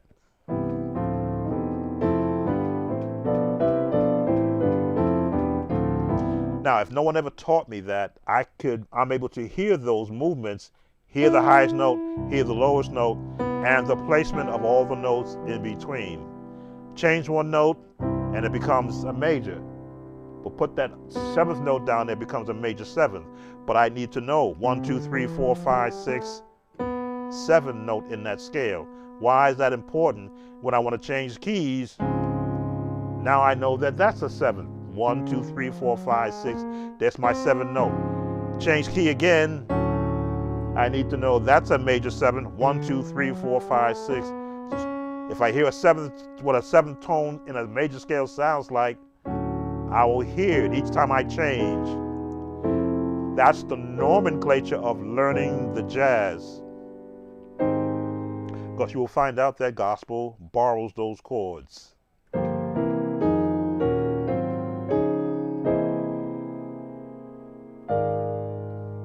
There it is. So when I hear music being played by professional musicians, I'm in student mode, not audience mode. Audience mode is sitting there like this going, wow, that's pretty.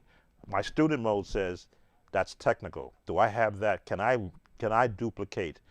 I believe there was a request of a, what was it? Oh, I'm sorry, I missed some of the responses. I need to keep it spicy, not boring. Yes. I need to know how to play it. I need fuller chords. Yes. Thank you. Yes. Okay. I think hey, welcome, Tristone. I have a strong left hand, no bass player. Hey, you got to have a strong left hand if you have no bass player. And a strong left hand is built off of scales. When you see me play, I'd played for 46 years without a bass player. But every song I learned the bass part from a basic standpoint. How does this support the chord? And then when I hear a bass part being played in the song, I wanted to be able to match that from a piano standpoint, not the keyboards that we have now where you can split piano and bass. In fact, even when I play a split keyboard like that, I get crossed up because I want to be able to play chords in the lower end.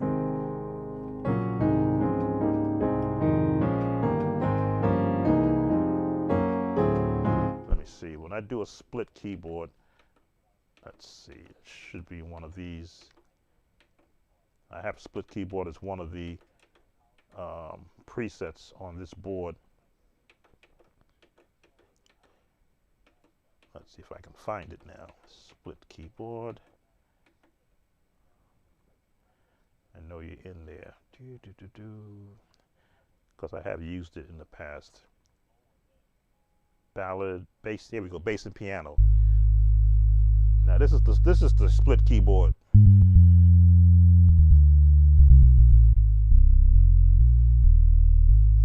Turn that down a bit. So I can hear.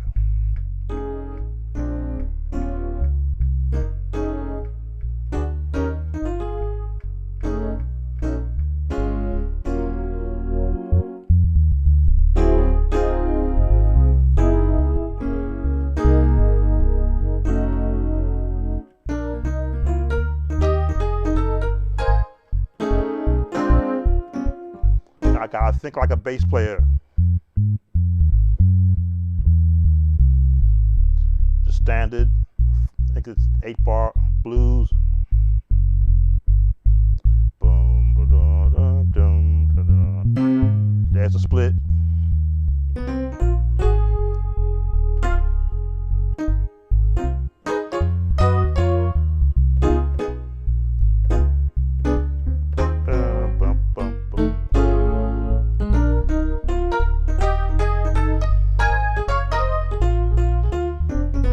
So I've got to be able to now split my hearing, split my thinking, give the right hand something to do, give the left hand a pattern to follow that a bass player would follow, and then just play.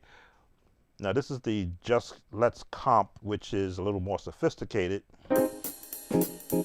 because it gives me a piano, a bass, and a guitar.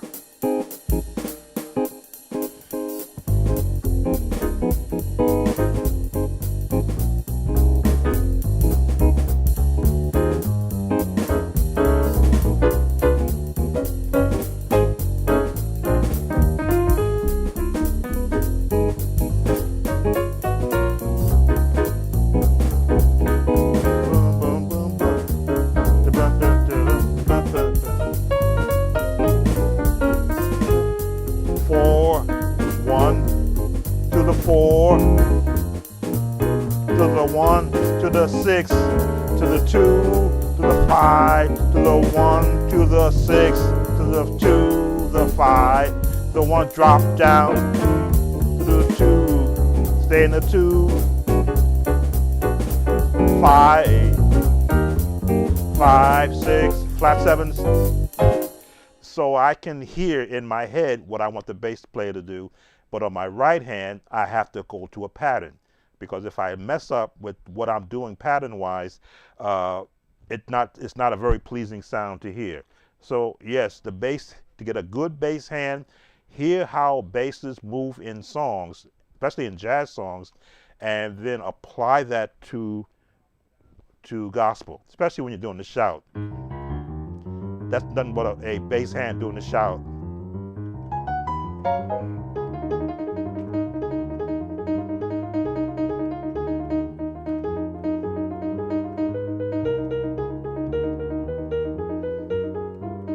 And end up on the one. There was a question about another song. Let me see if I can find it. And thank you for the comments. They really make me think beyond what I generally do.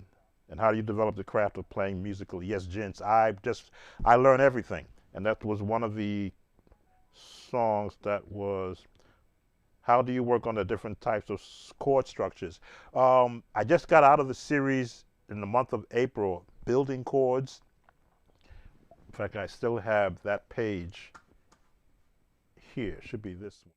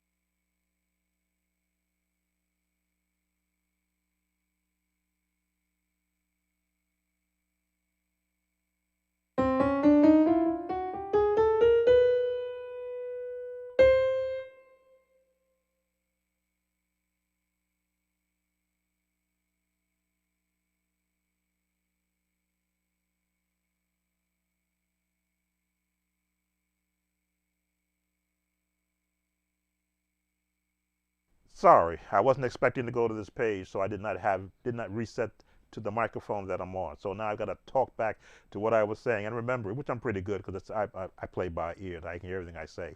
When you're building your chords, this is the chord building series that I had in the month of April, where I wanted musicians who are new to learning chords to know that there are more chords than just the 1, 4, and the 5 and the 6, but they all branch off of the Nashville system. Chords are branched off of here. Major, minor, augmented. There's the minor. There's the minor 6. 1, 2, 3. That's the minor. The 5 and the 6. The diminished chord. Some say this is the diminished chord. But until you add that 7th note on it, it really doesn't sound like gospel. And I don't know why my Chordy app is blocked. That's why you don't see it. Let's move this out of the way. There we go, that diminished chord. So all of these chords that you're hearing in gospel music come from this family of chords, which is your standard. These are where the chords are that you're finding. The minute you want to change a chord, flat that third, no matter what key you're, there it is. Any major chord, when you flat the third note, 1, 2, 3, it becomes a minor chord. It becomes a darkened tone. In fact, as I said, the chord series that information that I'm putting in the 20 standard hymn songs in the key of C, I put a write-up in there, thanks to ChatGPT, of what a minor chord is designated as, written word, so you know that this has a very minor sound, happy, sad in a sense. But in gospel music, they'll use that as a very dominant chord.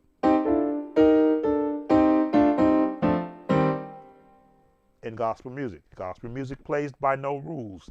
They'll take what the rules are and flip it around for their benefit.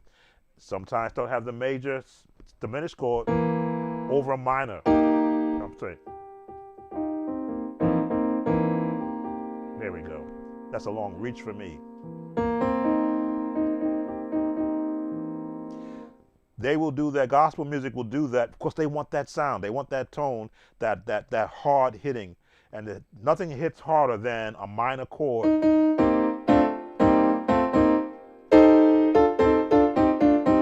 Nothing hits harder than a minor chord. I think my sound should be back. Thank you, Trice. I was watching to see if I could see myself talking, because I changed the scene, and I had to activate the microphone. But when you're looking at building chords, you have to know that they exist, number one, and where are they built from? I'm just resetting my page. There we go. Where are they built from? So I did the series in April of chord building. Sound is still off. I can hear myself. Okay, I think I'm seeing the welcome, Charmaine.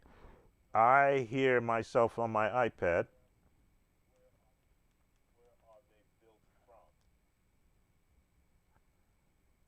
Yeah, I hear myself on my iPad. Okay, hopefully you're hearing me. How can you make your left more powerful and present in such a simple... Oh, buddy, how you doing, buddy? Let me make sure I answer the question by Jens. And how do you develop the craft of playing musically? That's how I develop my craft of playing, by listening first, but listening with an understanding of, I want to replicate or duplicate or emulate that same sound. And then once I think I've got it from a listening standpoint, because I don't have any sheet music or a chord chart to designate why this chord is placed there, then, as my cousin would often talk about, flip that chord and use it in a different sense. And flipping a chord is just taking a minor chord, adding another note to it, and then switching it around and adding another note to it.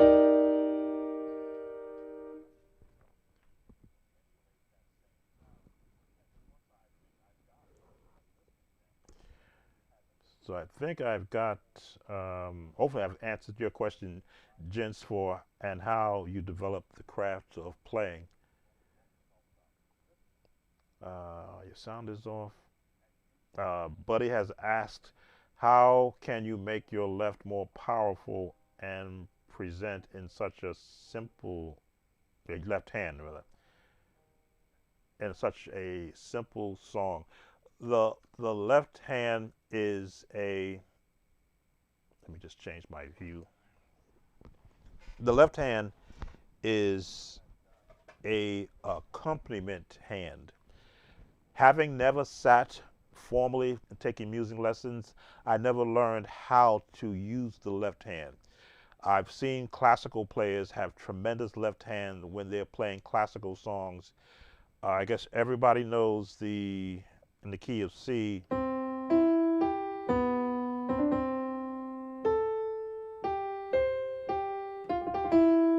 Now I would practice that by ear for the right hand, but the left hand would not know to do this.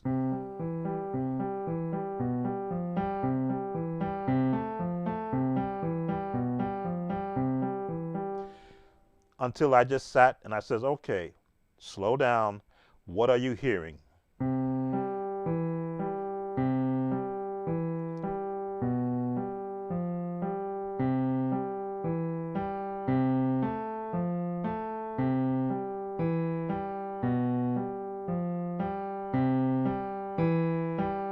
So once I got a good, oh, I'm on the wrong page.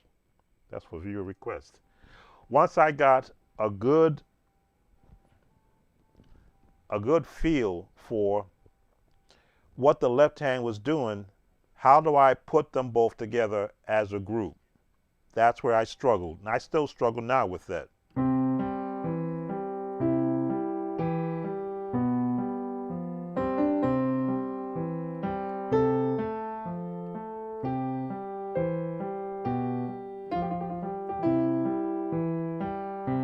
Now I did that good because I took my time. If I did it at the speed that I hear other people do it,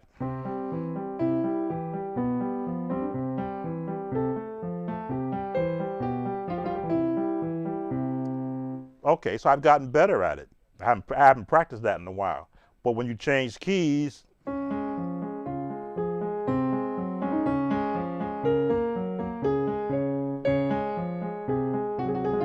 and change keys,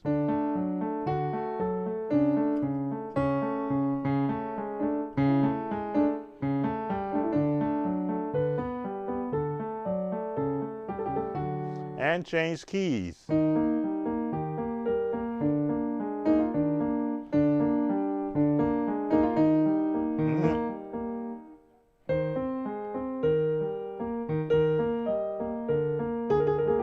Now, is that really necessary to learn in every key? No. But what am I doing? I'm training my left hand and my right hand how to play a piano one-on-one exercise, which is designed to train the hands how to move. How does your left hand get better? You have to train it. How do you train the left hand? Can you play the scales in every key without thinking about it?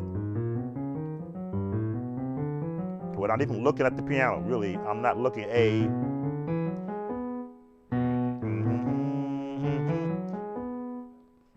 Gotta look at the note. B flat, B major.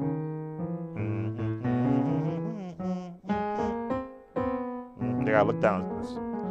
I have to look at the keys, but once I see where they are,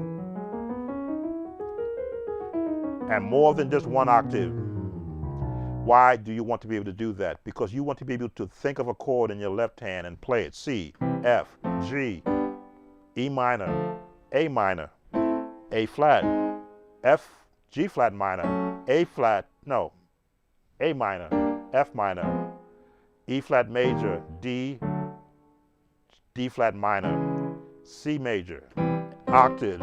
You want to be able to think of the chord and your hands start forming the chord before your hands get to the piano. That is how I used to work on getting my hands comfortable, by playing this.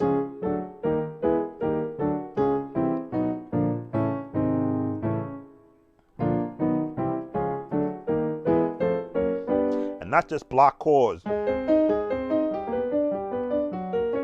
Without a piano teacher. Because I wanted to let my left hand to be able to play as fluent as my right hand.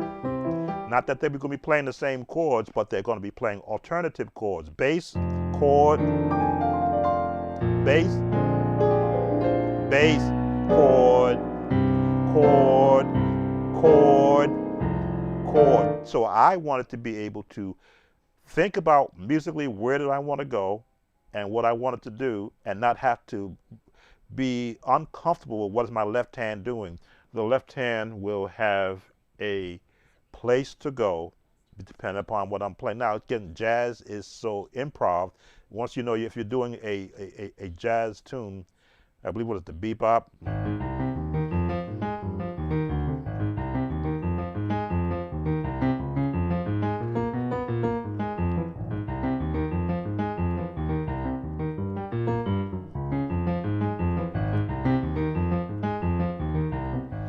I worked on that because I wanted to be able to do that. I hear in videos people playing that, and I wanted to be able to do that. So I had to look at the notes. Where are the notes going? Okay, how do they do that? They're bouncing. Well, can I bounce? If I can do this, then I can do this. Now, what is that bounce helping me to do? Play quartet song.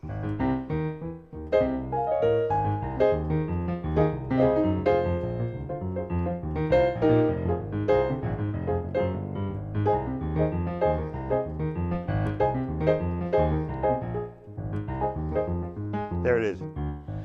Whew. And it's hard on the piano because you have to, you're fighting the keys to keep that same sound. But all of that is training your left hand so that when you want to form a chord or do perform a, I don't want to say exercise. So this is all kind of an exercise. You want to perform a particular movement with your left hand, but be able to fluently play. Touch is one of the harder things for musicians to learn who go from organ to piano or to a keyboard that has a piano. They're used to just playing the notes one velocity, and the notes sound the same unless you're using the pedal. But when you go to the piano, you have the ability to play soft. But how do you keep all the notes in place at the same volume? Well, that's the ability of practicing to get those notes to sound the same, but still using the sustain pedal to hold the notes in place. Without a sustain pedal, you have to hold that note there until it fades away. This is no sustain. I'm going to get this gnat that's bugging me. Give your left hand work. I can only put it in that sense. You got to give your left hand something to do. Play a chord.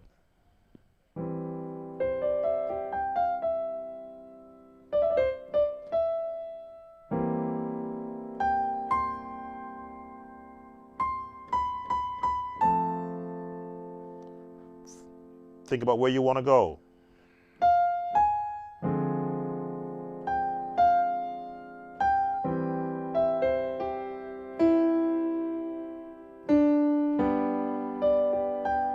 You saw the left hand come right in,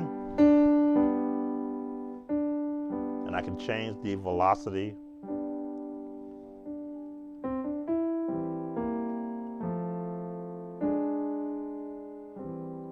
This is all training.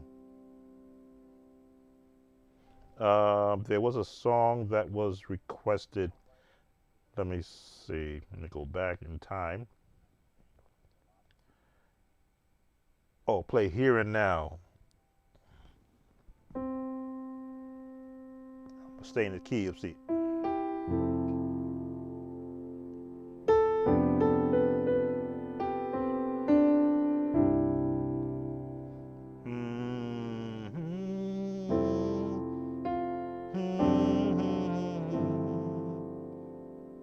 I can't remember. That part I remember of it. I'd have to pull it up. That part I remember.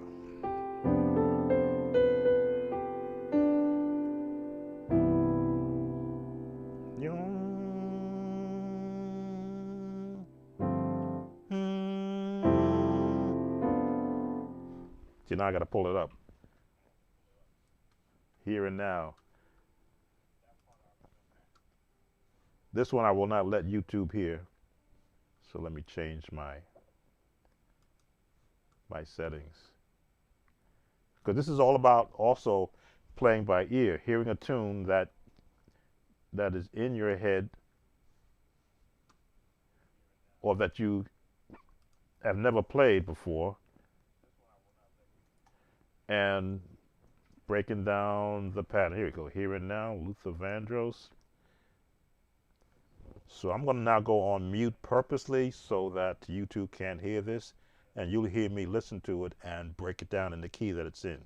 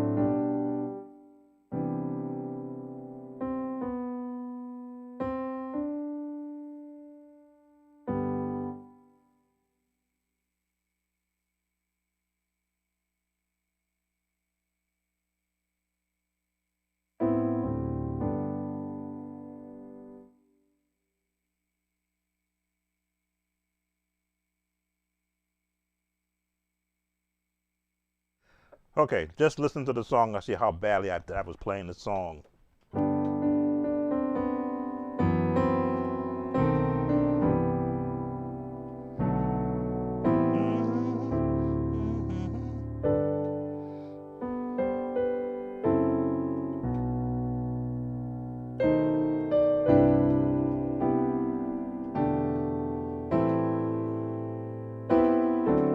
So I'm listening to the melody. Where's the melody going? It's the lower voice, a tenor voice, but the chords are above it.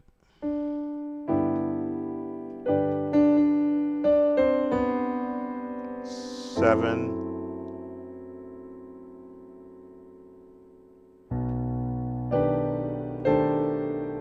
a jazz tone, resolve it.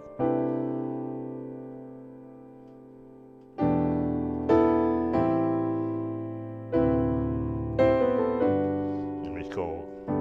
Again, I've never learned this song, so listening to it, I'm hearing the chords in its proper place, not what I'm trying to articulate it.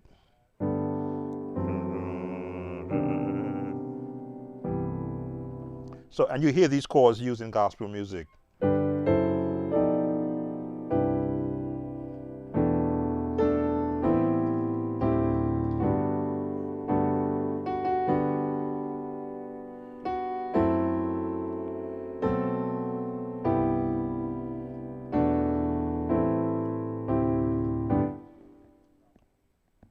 So, not a song that would be on my top 10 list because I didn't do a lot of weddings and they did not request these songs back in my day. They kept it traditional. So, let's see what else I can, by ear and by listening, demonstrate. Be right back.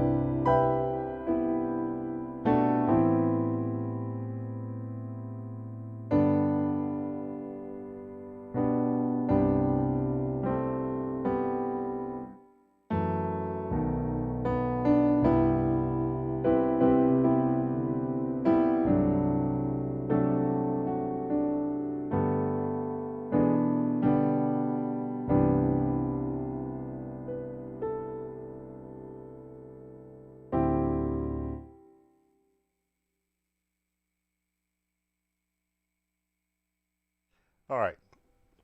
Just learning, listening to the song, learning the patterns, seeing why they and again the bass note, the lowest note, the bass note is determining the tone of the chord. So I missed it quite a few times, the bass note, trying to learn it like I would learn a gospel song.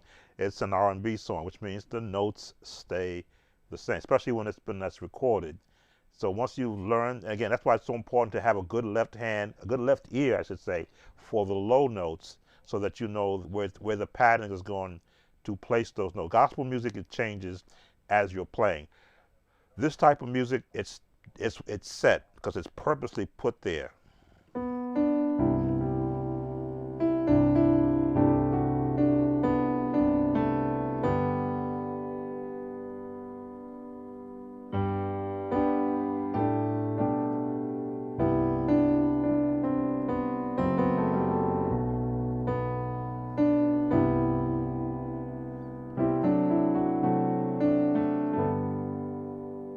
It just walks up.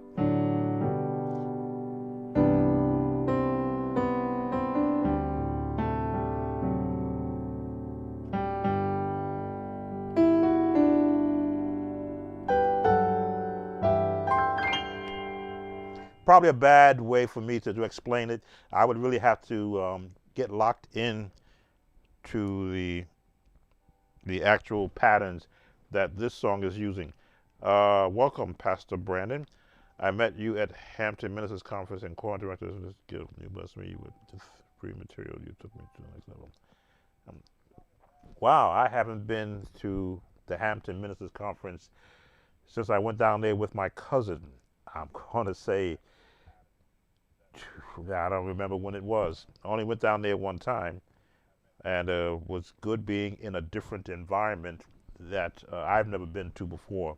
You remember me, and I appreciate that. Hopefully, as I see, you say I left an impression. But yes, I've been geared towards helping musicians in their earliest stages of playing for a church to find a mentor that will does not mind sharing everything that they know, but giving it out in piecemeal. No good for me to show all these chords and feel like, oh, I've shown you everything I have, but didn't show you where I built those chords from. So my 2002 or so, yes, that was a while ago, as they say, back in those days. But as musicians become more acclimated to the church world now, even I listen to a lot of what's happening in the church environment for the musician, and I shake my head sometimes because unless it's a shout or a top five worship and praise song, the musician is pretty much a moot point. There's no place to become innovative. It wasn't the old gospel songs of the 60s, of the 80s and the 90s really gave the musician a lot of meat to work on. That's that Georgia Mass Choir song with that. You don't hear that anymore in today's era of the gospel music sound. And sometimes I listen and I wonder why the musicians being so domiciled in their playing, they could add a seventh in there somewhere to go into the four while they're in the four, and then add another turn to go back to the one and walk it up to the four, turn to go to the six, and while you're in the six, it's going to the four, to the five, depending upon what song it is. I'm listening for musicians to step out musically and just add those little sprinkles of innovation. Yeah, sometimes they do, but for the most part, they are locked into the system. I put it like that, where early gospel music and when they begin to switch over, their system was sit down there and make music. Sit and make music. I want to make sure I did not miss any comments. So how can you make your left hand more powerful and present in such a simple song? You have to give it the basics. Give it the scales, whatever key you're in, Let's go A major. Understand where your chords are going to come from in whatever scale you're in, where you're going to take those chords. How do you want it to sound? Do you want it to sound major? Do you want it to sound minor? Learn the path of the minor scales, diminish, and where it's going to resolve to.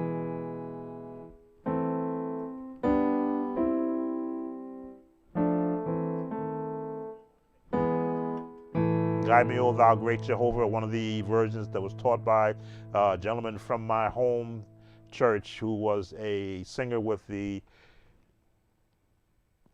Broadway show, The Wiz.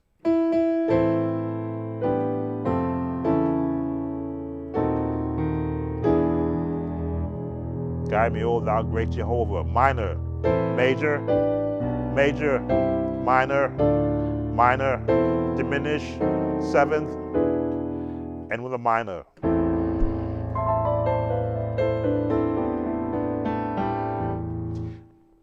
And he was amazed that I could interpret where his chords were going because I could hear what he was going to. Major, bread of heaven, bread of heaven, major, diminish,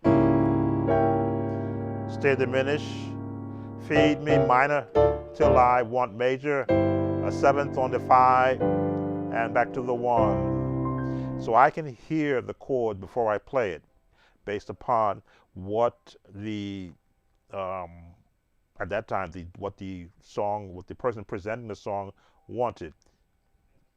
And if he changed keys, I knew that a minor here is a minor here.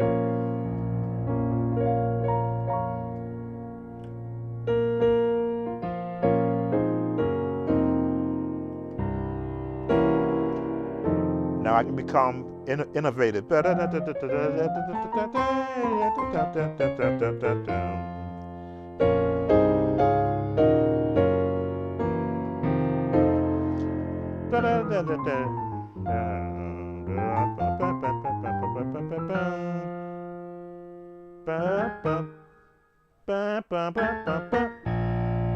So I can manipulate the notes of a keyboard to mimic whatever I can hear. If I hear a classical sound that I hear a classical player play, if I go back and listen to it enough and hear some of the movement that they're using, it may not be exactly what they're doing, but enough that in a church setting, again, you're not required to be perfect, but you are required to be correct.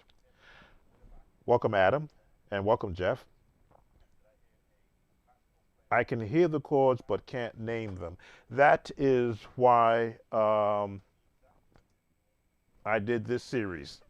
This series shows, this is the April series. You'll have to go back into my playlist and type in basic chord builder series. It'll come up with several videos. This is the last video used this page or this scene where I show you how many chords are available to you. And this is not all of them, but this is a place where you start to build your chords. You're building them from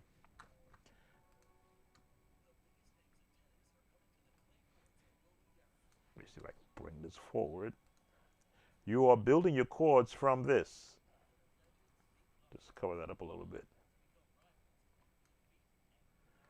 This is where you are building your chords from. This is the Nashville or the Western, I'll call it Western chords. All your chords are being built from this. Now this may just be right hand. This could be left hand also. As you can see, I show you whenever the right hand chords can play, the left hand chords can play. And this is every key. So if I'm in the C minor or C chord major, C sharp, for those who are wondering, well, is it C sharp or is it D flat? It's both.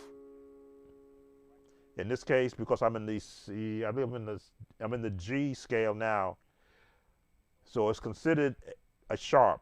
If I was in the C scale, it's considered a sharp. If I was in the D flat scale, it'd be considered an actual D flat. It's dependent upon who the root key is. And the minor chords are all minor. There it is. There it is. So once you know what the chord sounds like, you've got half the battle won. That's the name of the chord, minus all the other notes you're going to add. The minute you start adding more notes, then you get into, when you begin to add more notes, then you get into this scale. I'm going to cover my face up a bit. The minute you start to add more notes, then you get into what this scale is, or rather what this reference is. And these you can find on Google. If you Google piano chord charts, so many charts will pop up. This is the one that I just selected to use because it gave a good representation of how many chords there are available to the musician. A trumpet player would have no use for this. A guitar player would, because most of the time it's just the 3 notes or the 4 notes that they can strum. Organist, the aux player would have a field day looking at all these chords.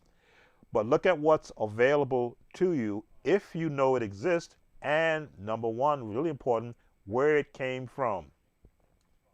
So you might hear the chord in your head and go to the piano and search for it.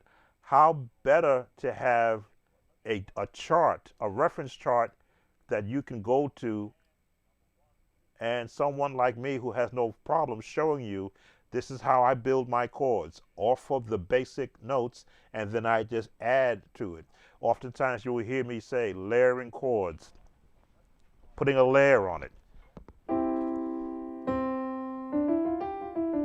That's your basic scale. Your chord is 3 notes, depending on how you want to put it. That's a chord. That's a chord also. That's a chord. These are all chords. They have designated names. The minute you start going into the upper keys, you change the name of the chord. That's kind of horrible. That's why it gives you nothing to it. But somebody will find a way to use that.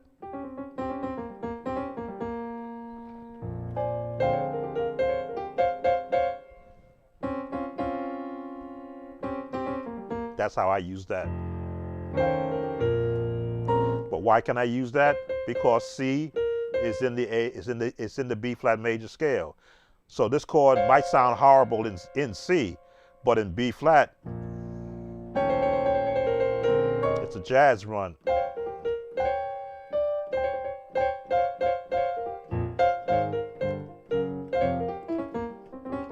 I use it all the time.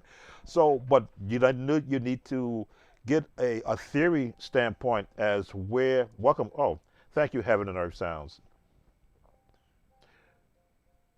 Once you associate the chords you're hearing in your head with a scale, you have to associate. I know there's some that'll teach, no, just learn the number system. Well, the number system is built on scales. You can't get a 1 chord without having a scale. You can't have a 6 chord without that being in a scale. Scale is the building block to chord. So if you don't know the scale that your chord is in, you can't really name the chord properly, other than calling it a 6, a 4, a 5, and a 1. A 1 where? Because it could be a 1 here. That could be the 1 chord. That could be your 1 chord. That could be your 1 chord. That could be your 1 chord in the song. What chord in the 1? Do you want the major? Do you want the minor? The minor 6? Do you want the 7th? What is it? C minor 7 chord? They all could be in the 1 chord.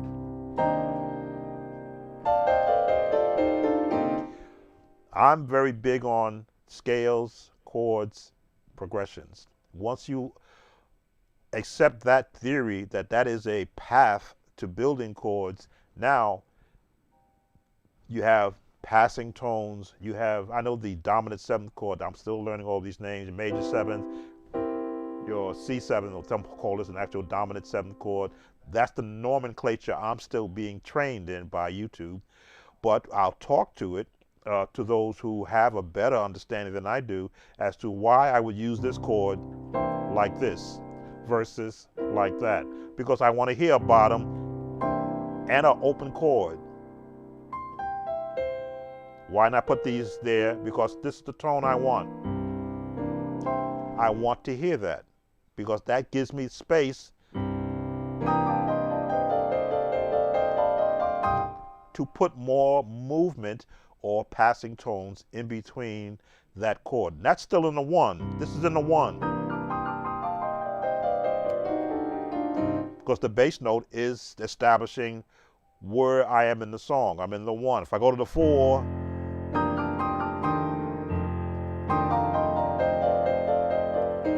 I've changed my chord, also broke a nail. I've changed my chord, but I'm now using the same run.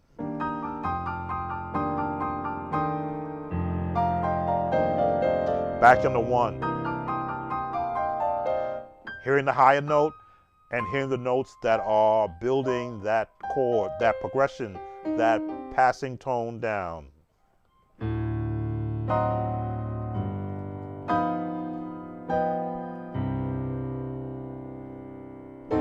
There it is. There it is. Want to get that right tone in there. So, learn the major scale, learn the minor scale, learn the harmonic minor scale. There it is. The harmonic minor scale. Learn the jazz scale. Learn the bebop scale. And I believe I heard there's a scale for this also. And I have to go back over that video. I think that's what I. Again, I'm getting a thorough education from the basics of the early theory of playing jazz and why you hear certain runs and certain notes in it. I'm always in the actual education mode because that's where improv comes from, pulling from different ideas. Am I going to play like Art Tatum? No. Am I going to play like Oscar Peterson? No. I'm not going to play like them. Am I going to play like Corey Henry? I may pull a few of his runs from his chords that are gospel in nature, but no. I'm going to play like me. What do I sound like? Whatever I want to. If I want to sound like them, then I'll go do some deep study as to what particular songs I want to steal some things from. If I want to do this, I'll learn that, but I'll find a place to use it, not just arbitrarily throw it out there. If I want to learn,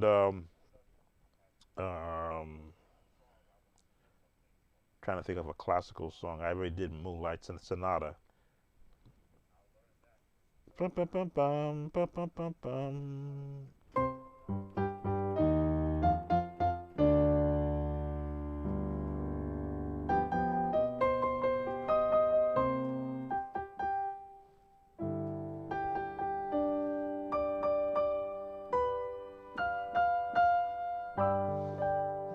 Memory.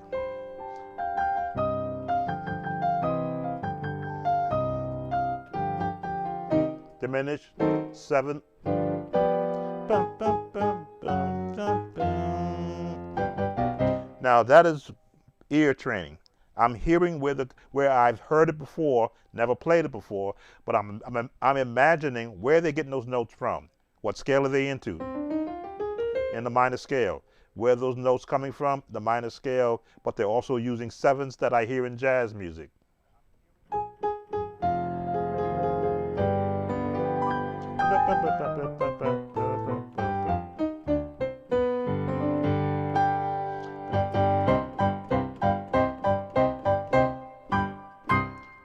I've heard piano players do that in their piano pieces, so I can imagine where they're getting those notes from, the scale, where they're picking them from, major, minor, major, sevenths. So I can now emulate that, or what's the word? Not emulate. Imitate. That's the word. Imitate what they're doing. And to the church listener, they'll never know where they'll go, oh, and only I will know. Boy, I messed that up. If there were a professional sitting in the audience, they'll go, why is that guy screwing up that piece of music? Yes, that's what they would say. I don't even have to say they wouldn't say that. Yes, they would. Because when I hear musicians chop up the sounds of some of these songs, I'm sitting there listening going, why would he do that? Don't do that. Don't play that song like that. Don't put that diminished chord there when it's the seventh chord. Don't put this there when you know if you listen to the song, you hear this. This is total praise.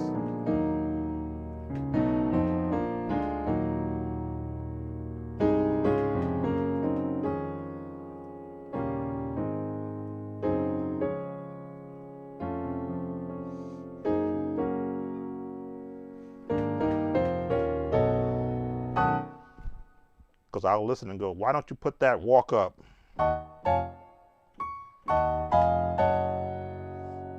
What is it? Diminish? The diminish? Yes, diminish. Diminish.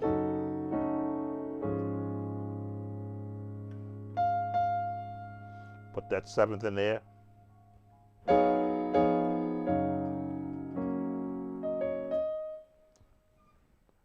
The major, major, walk it up seventh, diminish, diminish, minor.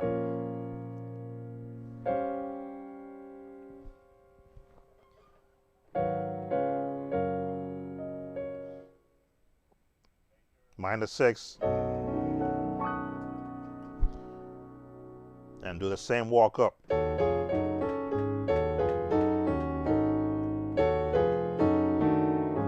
But you got to have the ability to hear every note and not fake it. I'll put it like that. Sometimes faking it does work, and at the spur of the moment, nobody will know it except someone that does know it. And then they'll just sit there and go, all right.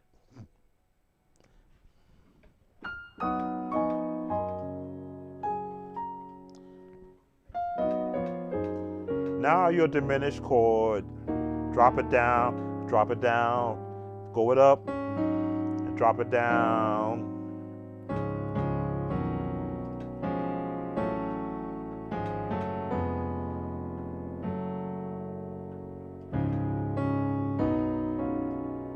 The bass stays the same. Don't change the bass.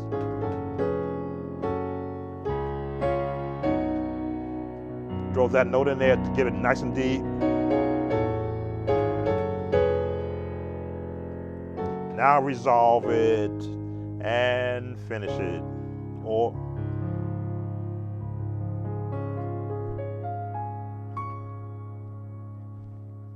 change keys.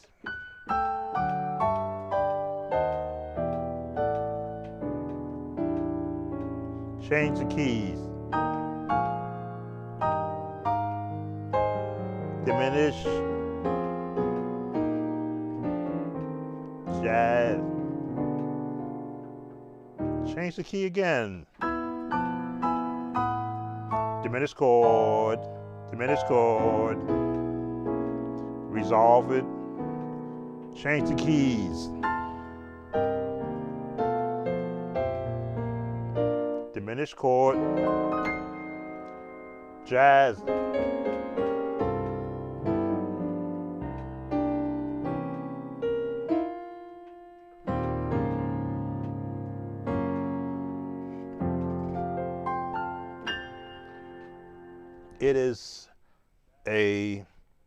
It's an art form when you can manipulate notes on an instrument such as a piano or an organ, because what it does, it opens you up as a person. If you don't lock yourself into just playing 5 or 6 chords, and you accept that there are, I won't say infinite amount of chords. There are as many chords as there are notes on the instrument that you're playing. If you only have this much space to work in, how many chords can you find in this much space? And this is one of the things I did as a youngster, for my own benefit. How many chords can I find within these amount of notes? And I'll go around and I look and I would see, I could do this, I could do this, I could do this, I could do this, I can do this, I can do this, I can do that, I can do this, I can do this, I can do that. And this is working in this little space. How many chords can I find within this range of notes? And then I began to extend it out. And as I expanded out, I found more chords. And then my left hand became more of an asset, because if I wanted to extend a chord from here, but I wanted these notes, I can now use my left hand to extend the chords out for me. So I can stay up here and look at these chords I can now extend out. Now what I want, F, there it is. So you wonder, how do I get my left hand to play these chords? And I would know that that's where they are, because it's an extension of what I want to play.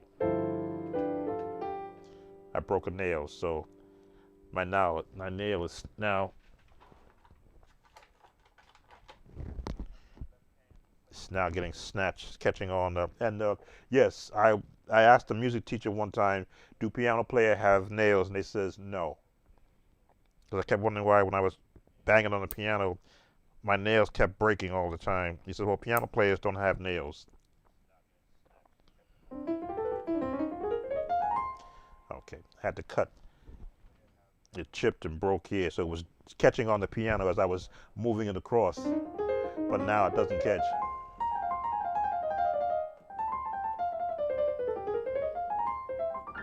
Okay, that feels a lot better. It's not getting caught. Well, welcome, Mr. Whale. Thank you for everything, sir. What is your position in using grace notes in songs? Again, grace notes that's a jazz nomenclature. Grace notes come in handy when you're playing Southern style song. You want to draw, and you're just adding a note and dragging it.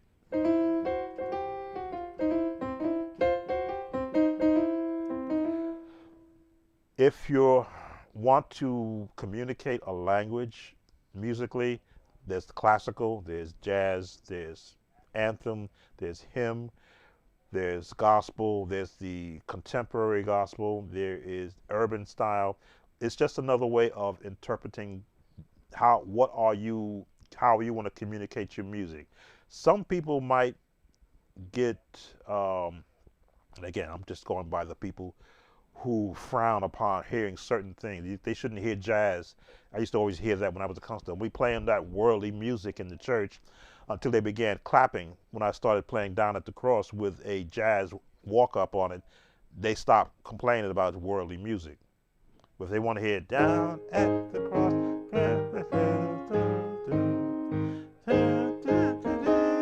it's a hymnal. There to my heart was the Lord of love, glory to Him. Now, some people came up with that style because the musicians were hymn book taught. When I started playing it, I'm like, down at the cross, where's my Savior there? All right.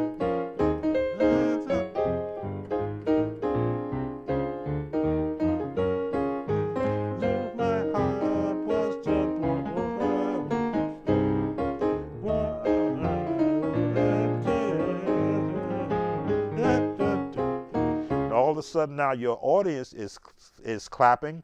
They are slapping their knees. They are popping their fingers for those that want to pop their fingers, because they're now joyously singing. Why? Because the style, not the lyrics, not the melody, but the introduction of grace notes, of the 2-5-1, 2-5-1 passing tones, made the song more lively. Now, for those who say, well, hymns are so dead sounding. No, hymns are not dead sounding. The musician is dead sounding, because I can play a hymn straight and you still get the same feel. If I were to change it and go, down at the cross where my Savior died, down there from cleansing from sin, I cried, there to my heart was the blood applied. Glory to His name. same song, but I've changed my approach musically. It's not,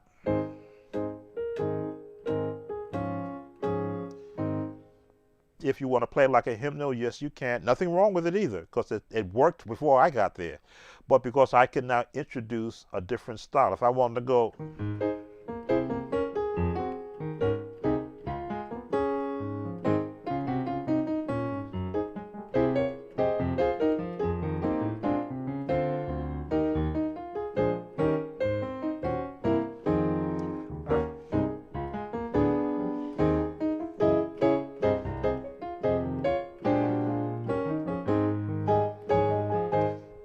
or if I wanted to do quartet style.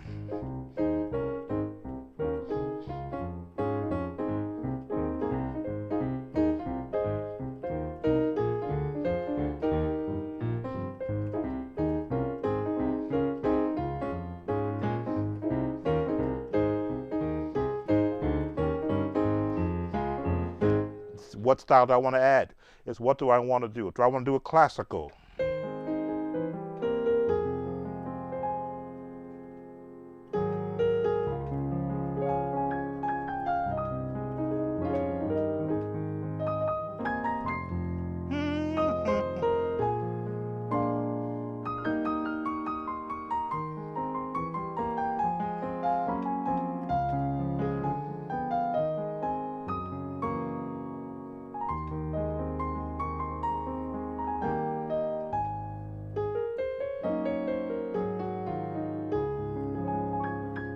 What style do you want to attack? What do you want to rather attach to your music?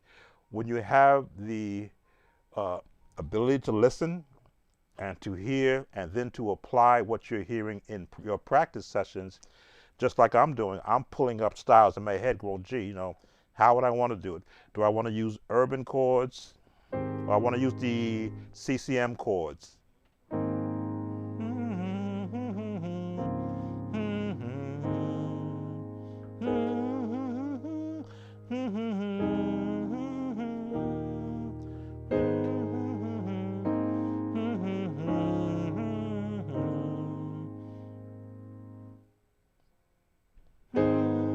Keep it a 1, the 5, 1, 4, to the 1, stay in the 1, to the 5, go to the 6, to the 4, to the 1, to the 1, 5. So you can apply whatever style you want, as long as the melody stays in its path, or if the melody should change, then you're going to have to change with it. Nobody wants to sing that song in minor.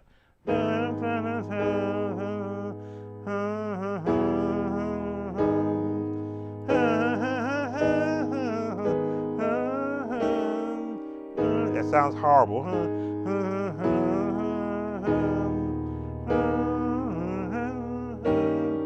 With a minor sound, that song doesn't sound happy, it sounds sad. But gospel sometimes will take a song like that and change it up.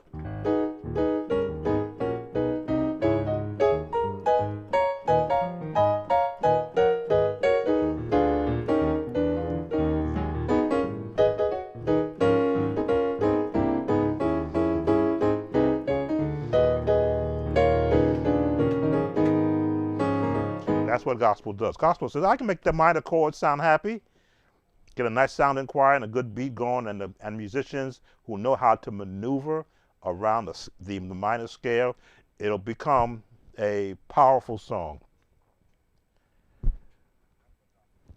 It's all the way how it's looked at.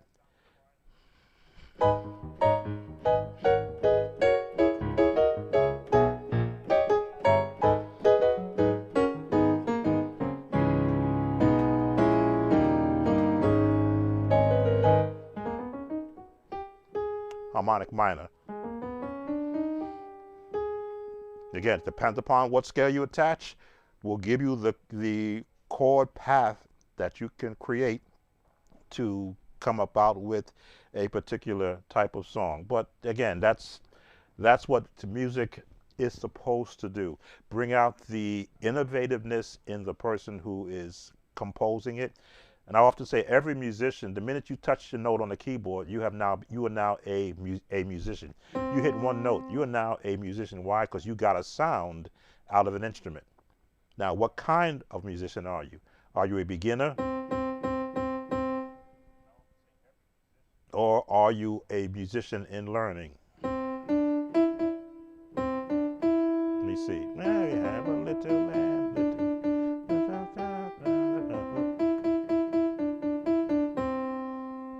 Or are you a very rich musician who wrote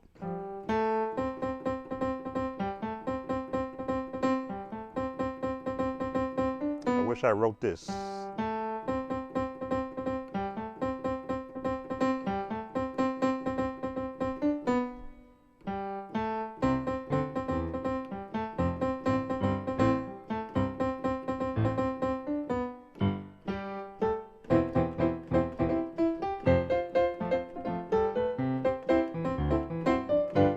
I didn't write that. I wish I did.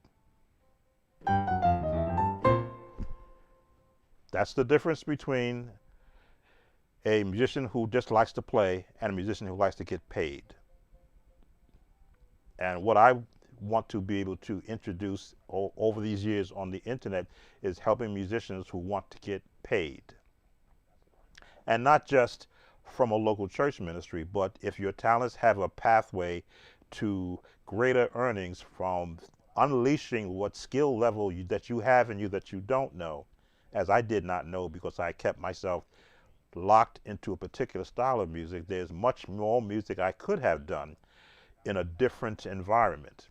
So why should I not allow or share everything that helped me be as successful as I was for over 4.5 decades in the church world to musicians who will be in remote areas, and now the internet has opened up the entire world where I can share everything that helps me still listen to music that I want to be able to play, or music from the present, past, and future.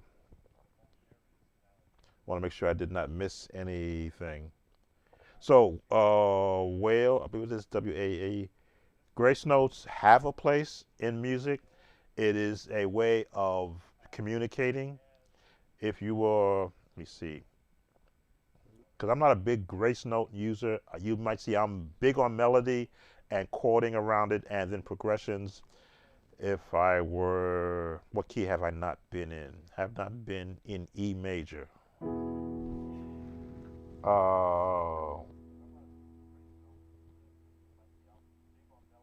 Actually, I did touch in the E major. I think I did. As the deer. There's my grace note.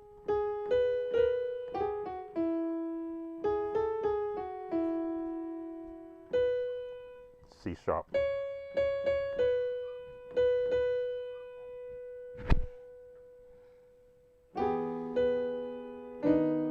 Those are grace notes.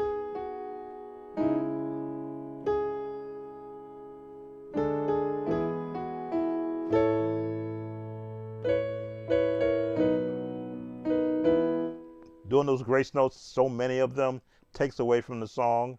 Where if you just throw it in like sprinkling salt or seasoning over your music, it'll do what it's accomplished.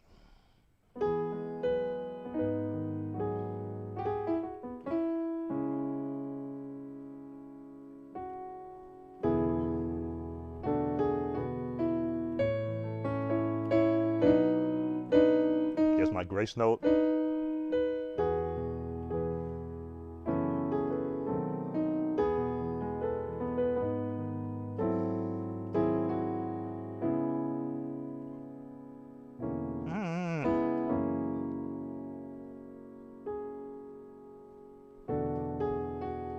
Finding my chords.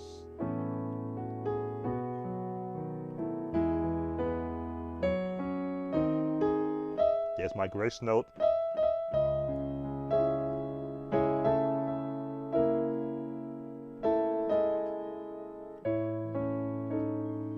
E major.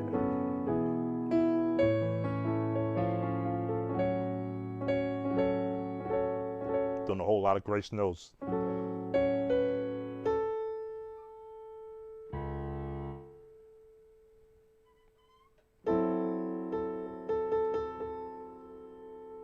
What's this key?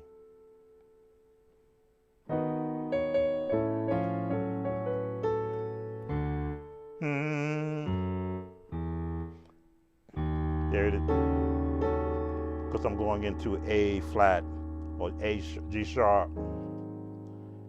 Then from there, hang on there, resolve it, and the diminished chord. You are my heart's desire,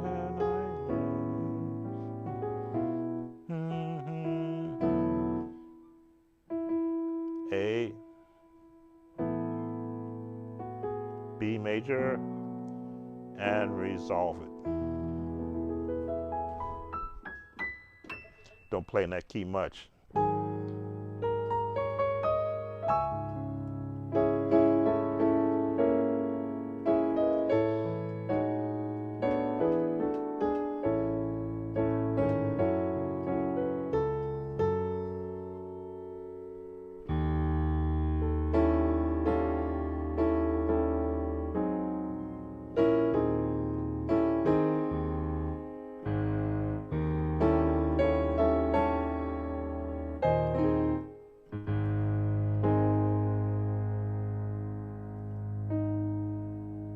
Resolve it. So major seventh, right? Major ninth. There's my seventh.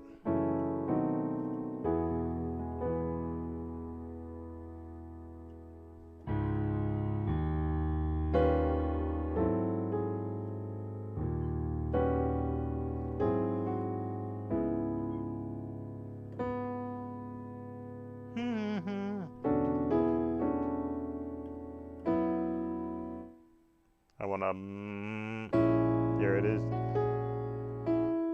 Turn.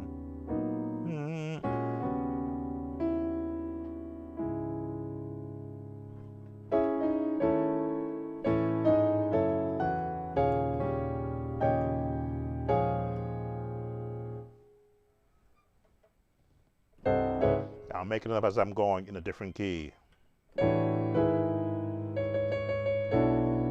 2, 5, 1.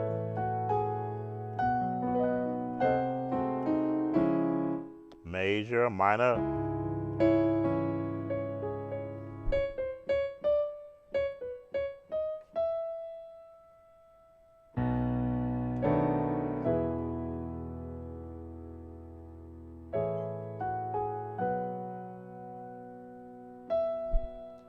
Transition up to F.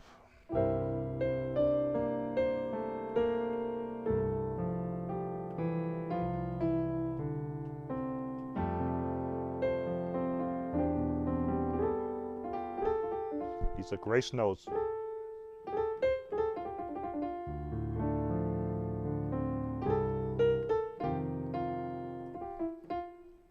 Classical.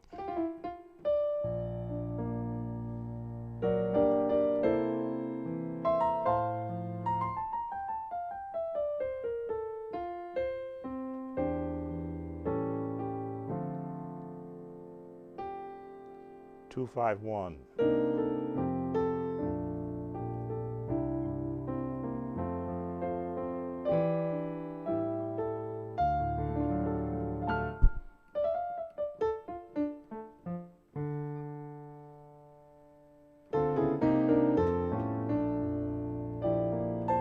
This is improv.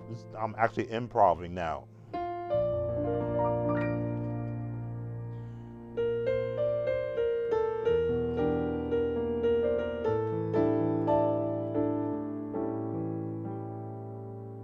Seventh, diminished, back to a seventh.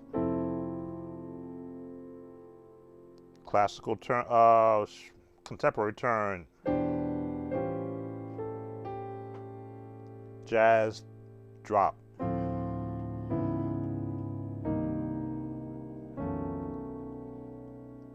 and 4, add 2, right? 5, add 2. By add 2, 1, 2. That's where the add 2 comes from. In the scale, some may call it a 9 or the sus2, but it's really just adding that second in the scale, adding that note there.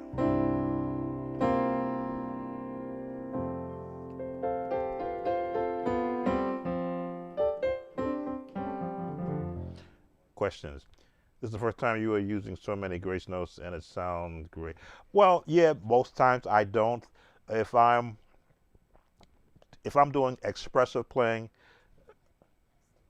and there's an ad running on my iPad, so let's see how long it's there. Okay.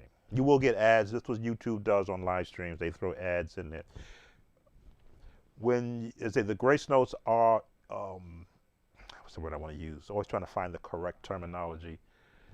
They are bringing attention to where you're going. That's where you're going, but you're giving this. It's like, hey, listen.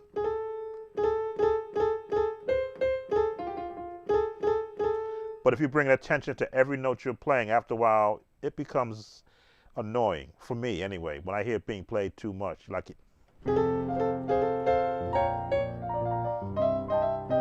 I'm like, okay, you can let that go now.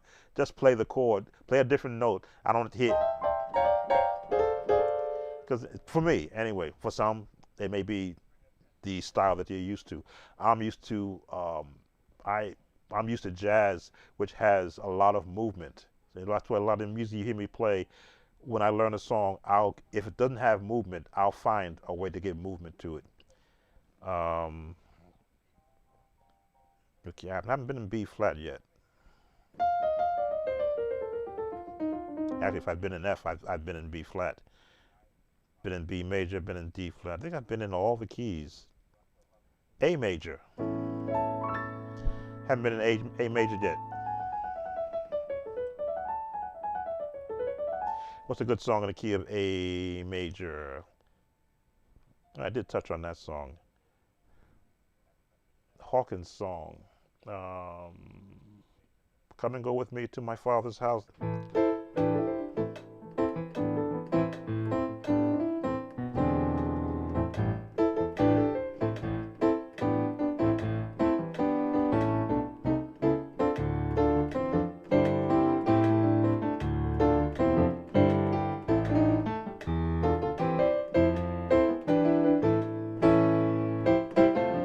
It's in the key of C, but it uses A minor. Come and go with me to my father's house, to my father.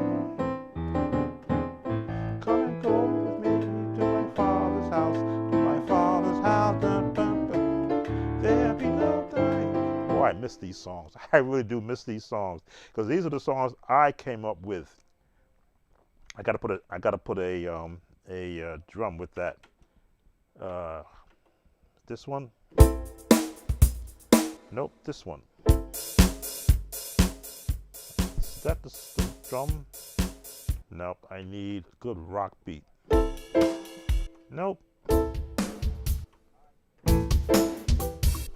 I need a good rock beat.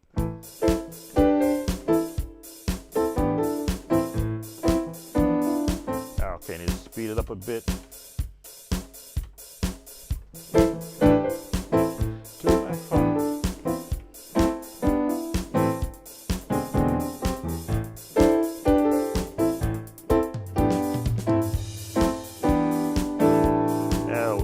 Faster than that.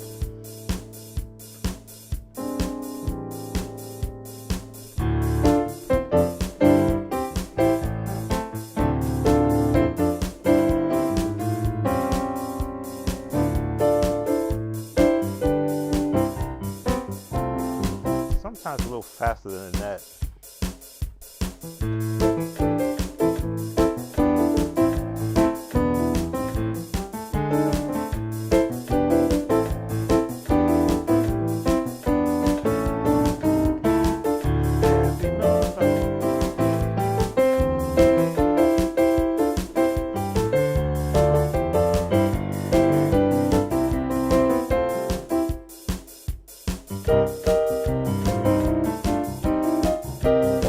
grace notes fit there.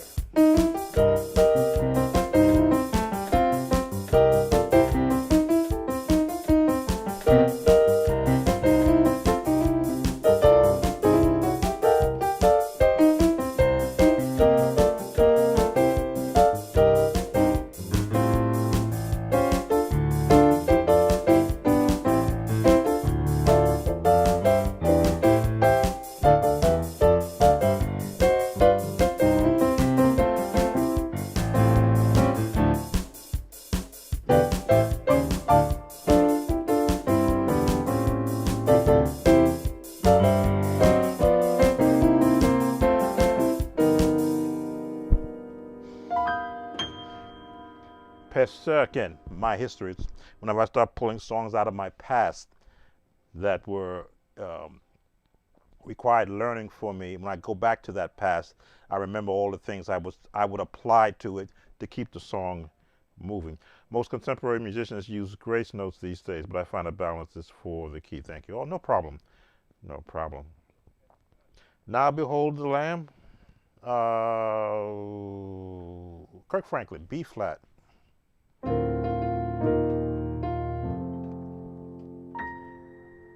There it is.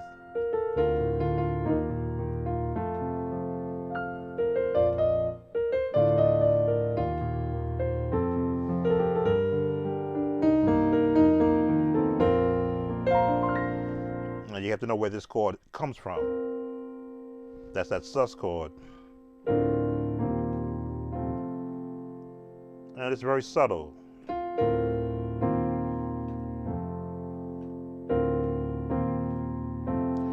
To the minor, G minor, to the 2, 5, 1. Because of His grace, I can finish. Now it goes to the major with the 7th on it, because this is gospel.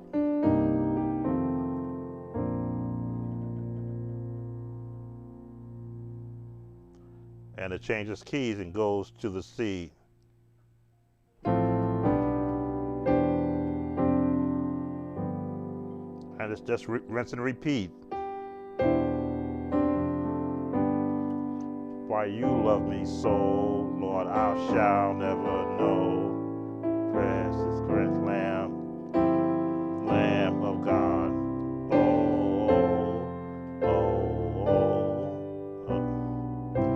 And it's just the number system. 3, 4, 2, 5, 7, 1, 3, 4, 5, 6, major, or with a 7th on it.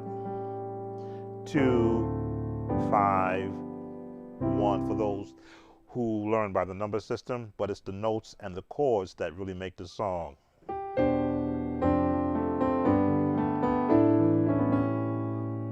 There's your classical movement.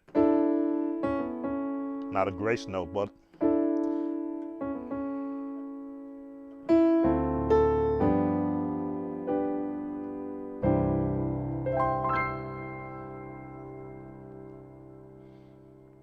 make sure I didn't miss anybody. I thought I almost missed that one. Playing by ear is it's a art form. It is I will consider it a talent when you don't have to have written music in front of you. Is it good to rely on playing by ear? 100% of the time. It depends on where you want to go musically. If I want to be able to write a song, I need to know what notes look like on paper, because how else can I communicate to a learned musician what I'm doing if I can't show them in a tangible medium that they can look at? I don't have that book out. It's in over there. I've written my own songs, and because I can read hymn book music, I wrote them in a format of a gospel hymn book. I've often thought, should I put together my own interpretation of chords to some of your traditional hymns? So that's one of the things that I have on my bucket list to do, for those who are sheet music readers to be able to see the chords that I play on paper. Sometimes it can fill up all the staffs on left and right hand because I have so many notes that I would apply uh, at the speed of thought. When I'm thinking at the speed of thought, I'm improvising on the fly. If I were to change that song I just played and put it in the key of B major, I have to look at the chords and go.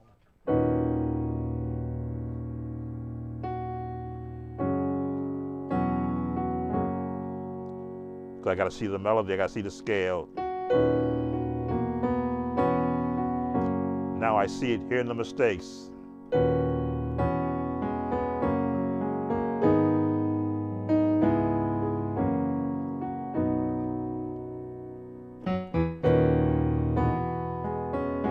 Now I see the notes already in my head from the mistakes I've made in B major.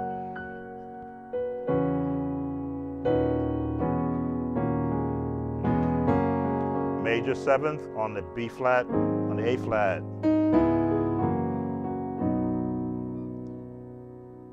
If I want to change and go to the D flat, I had to see the path and the melody.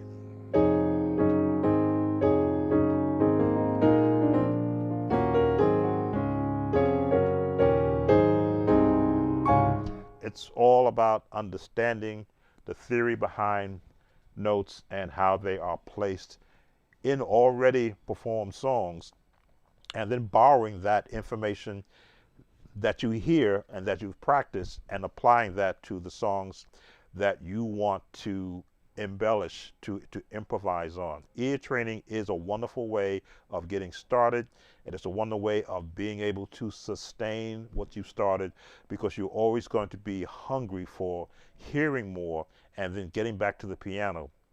Nothing encourages me when I'm hearing jazz musicians play a song and I go, wait a minute, let me get to my keyboard. Let me go stop the video on YouTube or on Instagram when everybody's posting music on Instagram. I remember when I first started posting, all of a sudden it seems like every day I'm getting 20 new people posting, which is great because they're showing what they're able to do and giving detail with it, because I'm learning also. But to be able to hear a song and to sit down, run to your piano or to your keyboard or whatever instrument you have in front of you, and without the aid of another person showing you, this is the notes I'm playing, you can hear it in your head and begin to actually emulate that sound within whatever scale that they're using. If they're using a jazz scale and you know what the jazz scale is, you'll be able to listen and go, oh, okay, that's what they're doing. They're in a jazz scale. Now, how are they manipulating their fingers to hit those notes? Well, if you practice the major scale, your fingers will know how to go to the notes that you're hearing in your head, and you will just play them, and you will improvise, improv, mimic to hear what you're hearing. I'm hearing this chord. I'm hearing all those notes in this chord. And you'll be able to find it.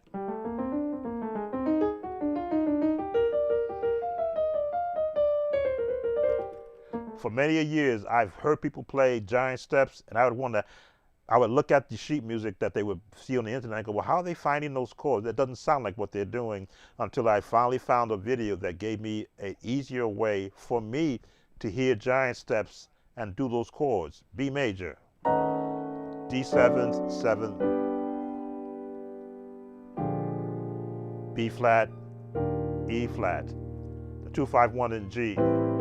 It was still in G, back to B flat, to E flat, G flat, to E major, B major, 2-5-1 in E flat, 2-5-1 in G, 2-5-1 in G sharp, F sharp rather, to B, 2-5-1 in D, E flat, and then resolve it in B, in G flat or F sharp.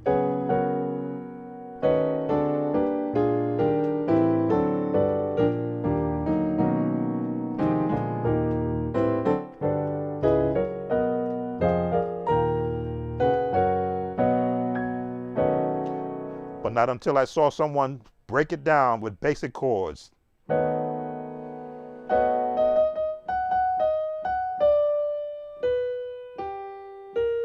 That would always throw me. How do you get to that first chord? The seventh.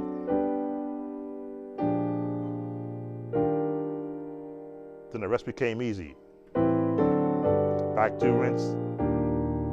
This chord always threw me because of where it is. And I've been playing this chord all night. Been playing this chord all night. Been playing this chord all night. Been playing this chord all night. These progressions I've been playing all night because once I understood where they come from, then I can adapt.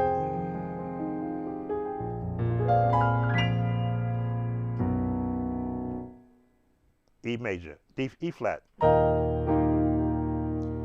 Go back to G flat. 2, 5, 1. Now it's all the other movement I have to now become comfortable with, but one piece at a time.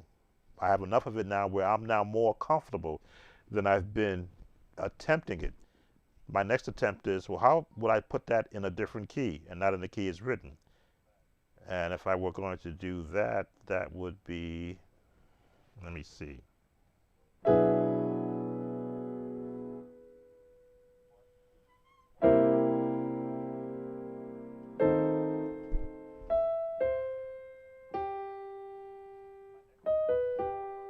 Whole tones.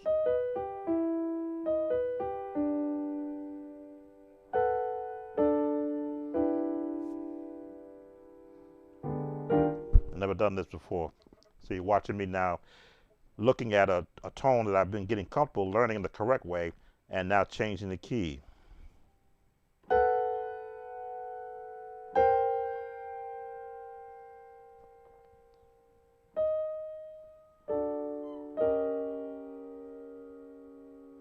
B, that would be C.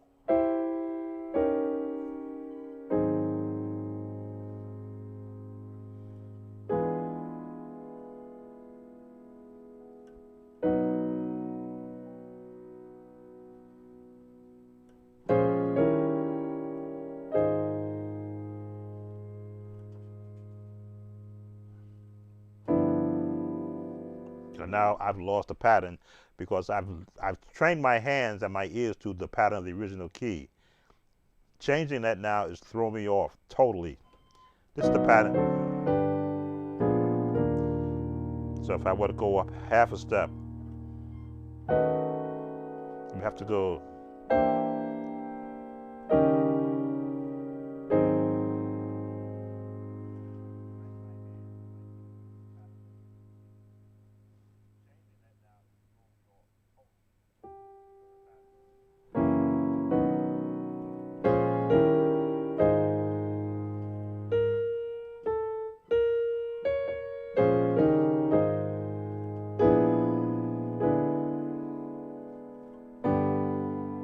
Nope.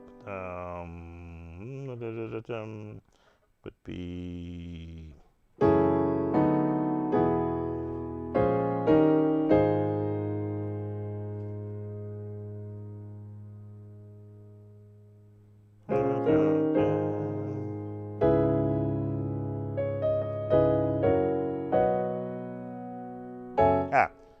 I shouldn't be doing that on live. That's what I would do in my own practice time.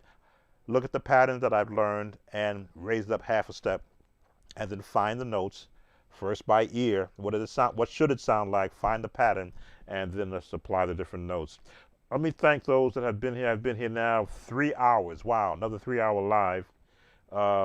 YouTube is going to come after me because I did play some of their tunes to demonstrate the playing by ear, by listening to it without the sheet music in front of you, without someone directing you, and how you break and tear songs down. I want to thank those that have come in. I'm just looking at Hezekiah Walker. Excuse me, Hezekiah. I got to stop adding more to it. Hezekiah Walker, Ewil, Guitar Bard, Benjamin. Did I miss Benjamin? How should we go about hearing patterns and patterns should we be listening for in the music? I think I did cover that. Charmaine, Robert Demo, Xavier. Do I have online calls? KC Crust, sorry I missed you. Hey, Memphis Jazz pianist here trying to transition. I just wanted to know if you had the time, if you would mind going over the Caught Up by James. Well, sorry I missed that, KC Crust. If you're still here, please forgive me. I've been looking, talking, and glancing at the latest ones, and I missed that. Caught Up by James Hall. That is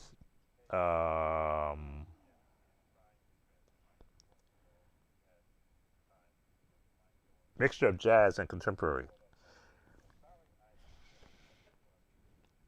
Let me see.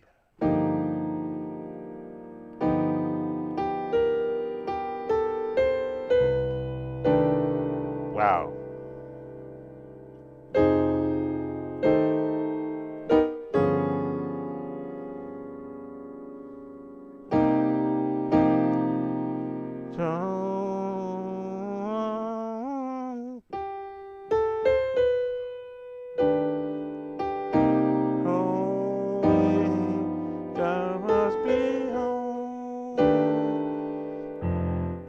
There it is.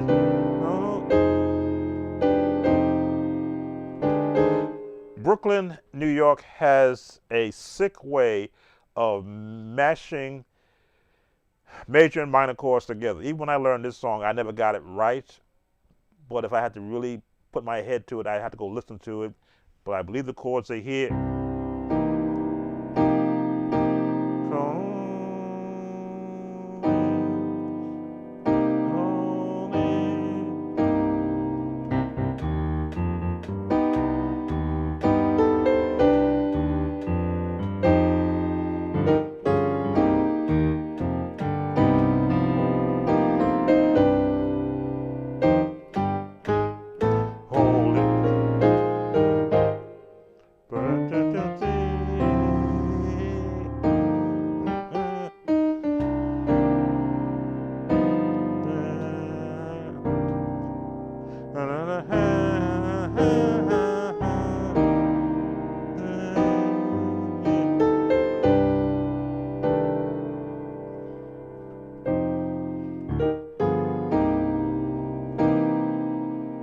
That's first chord.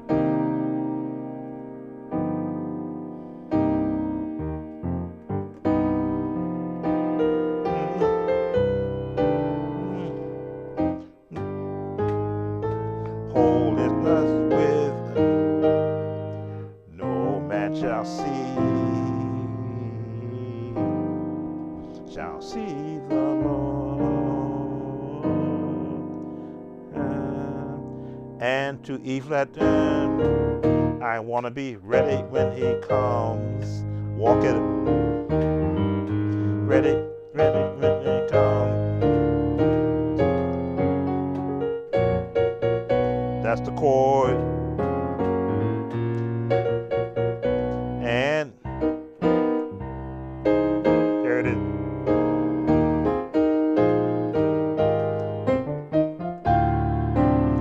Now, I'm not 100% on these chords.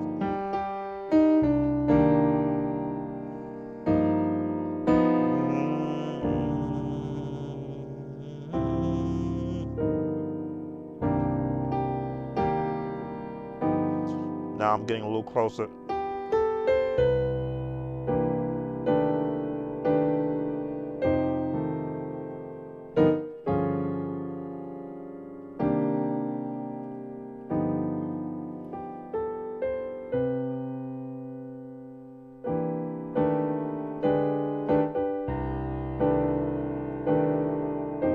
I'm sure that chord,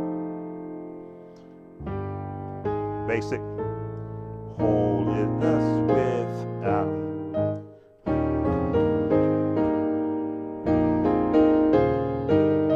Now that's a version of the 2-5-1. 2-5-1. No man shall see.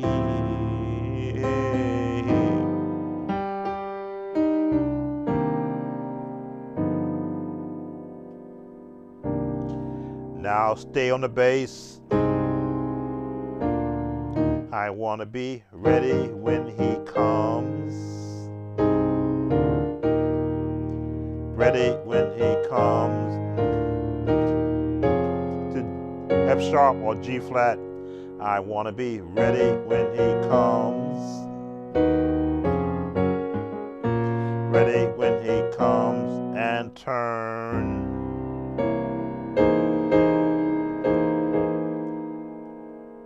Hold no man shall see. I'll see the Lord.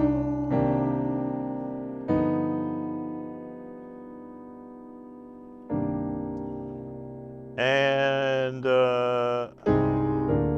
I want to be caught up.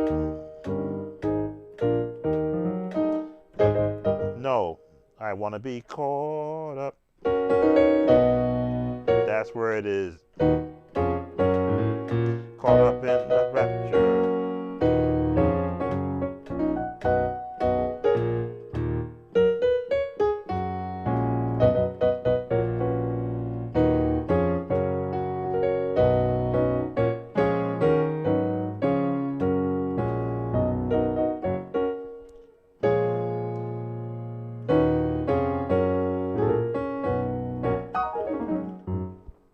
Sorry, I missed that. Who was that?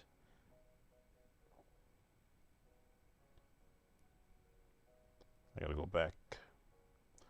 KC Crust. And Hezekiah asked for another song. How did I miss all these? I don't know if you're still here, KC Crust. Sorry I missed that. I'm just looking at. Always scroll back when I'm getting ready to close. But those are the chords that I hear again by ear, because that was that's one of those songs where unless you were in the rehearsal, you didn't get those chords.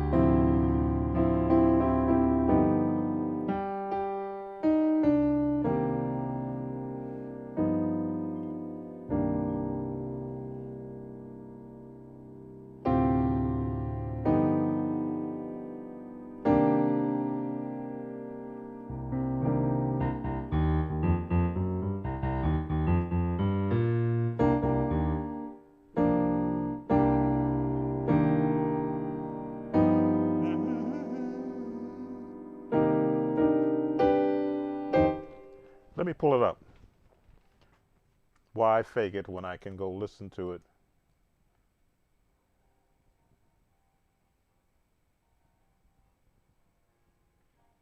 Let me go pull it up.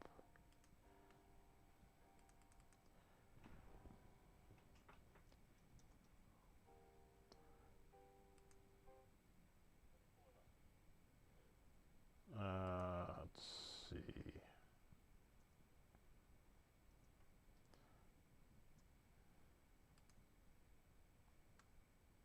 All right, going to go on mute while I listen to the song again for the first time in a long.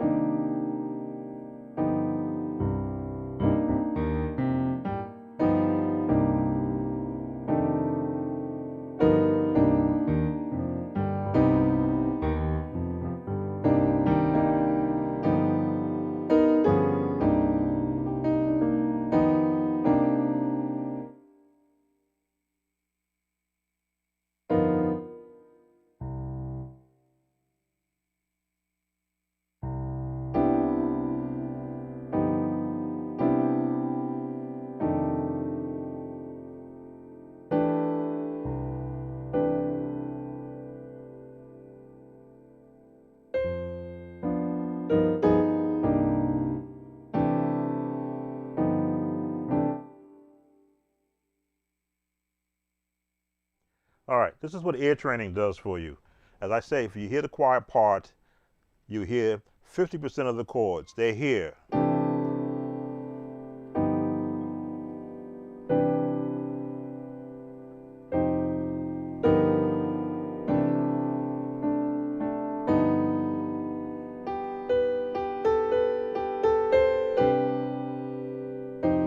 So here's where the chord is.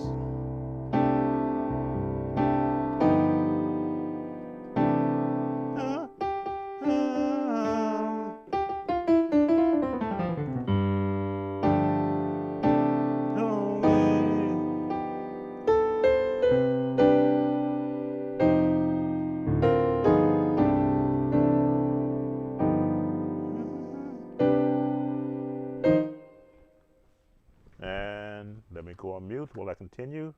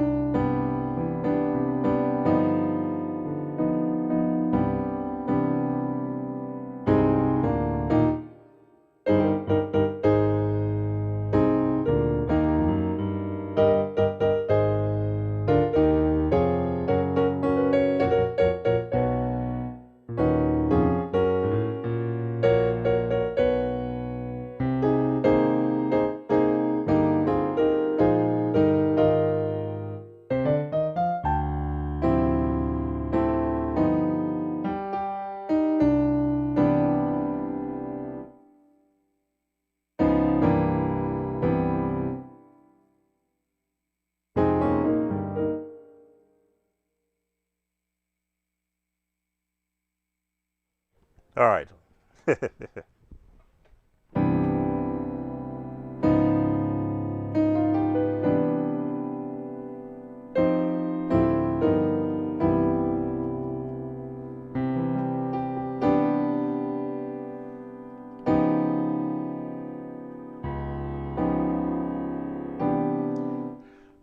Understanding the placement of chords in a musician's head is one of those things that you have to succumb to. You will always hear it differently until you hear it 10 times over and you go, oh, I've been doing this chord. But no, they're going as simple as possible. What chord is this?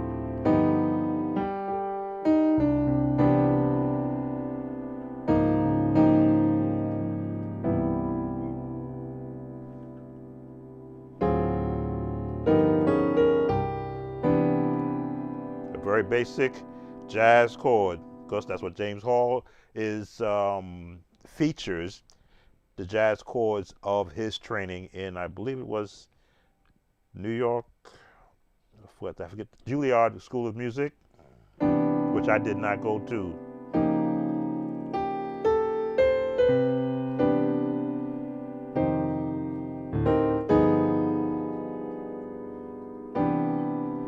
Now that I have committed that to memory, I will not play it the way I've been playing it, which is my own ear and my own interpretation. Or these are the chords I would use. No, listen to the music.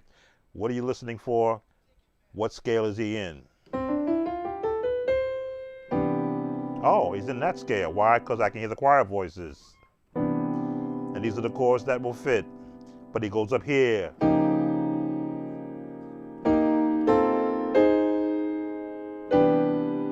How easy is that?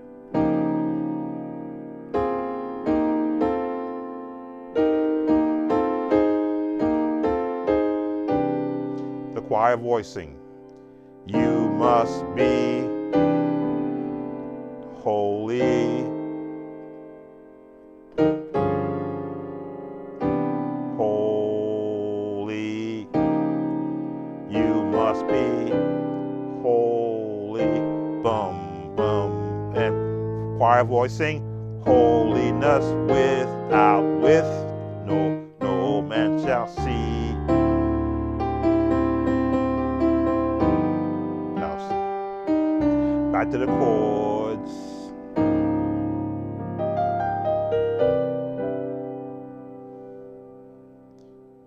And I want to be ready when it comes. Ready when it comes. Boom, boom.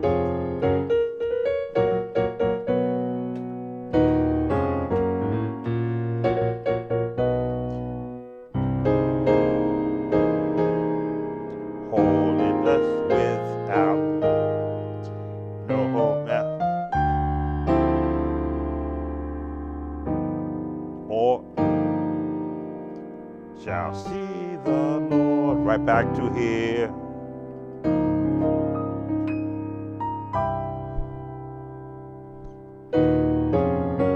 I want to be caught up in G flat, F sharp, caught up in the raptures.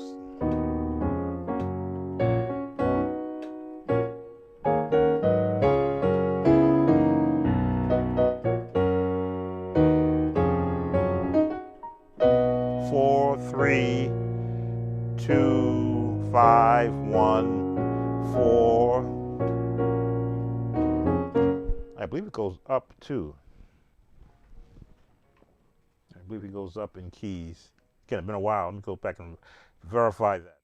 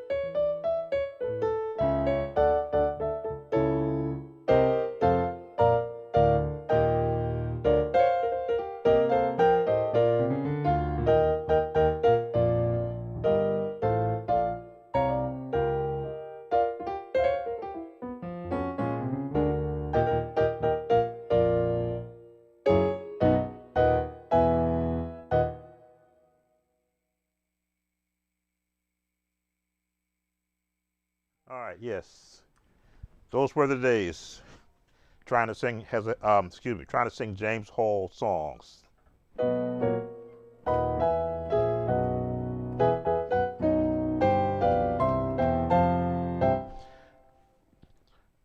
So it's Kate C. Crust. I hope I've touched on that song and given you CMB Ambassador caught up.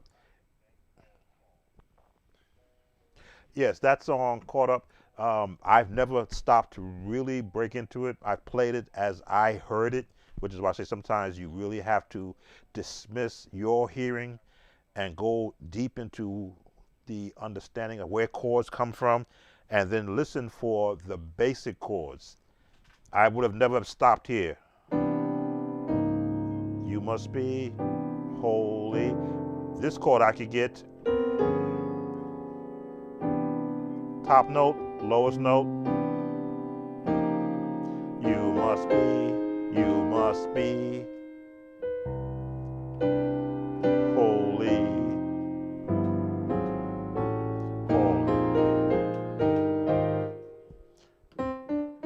Remember I talk about the harmonic minor scale?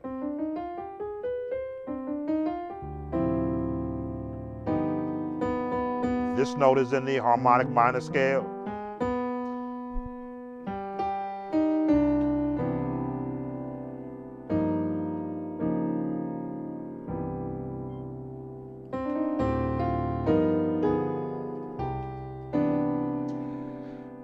Gospel music becomes really simple when you begin to apply theory. If someone say, well, they're in the 1, they're in the 4, they're in the 5, well, what chord in the 1? Because you would have thought this would have been the chord in the 1, but it's this chord in the 1. A full-fledged jazz chord. And then another full-fledged jazz tone to resolve it back into the 1. To go to the 4, 2, 5, 1. Even as I had to, once I said, let me go pull up the original song, because I was giving out chords that I threw in there because I never had to play it. I didn't have a choir that could match the fervor of this song. But when I went back, as I say, to the video and now applying what I've been instructing in, I said, wait a minute. Look at how many notes I'm missing. This is where they are, and they're going up half a step. And they're staying right up here to go back down here. And then they're going to the 4. Now this part I already had down, but this part I did not have down because they are giving you a major, a minor, a major chord, extensions.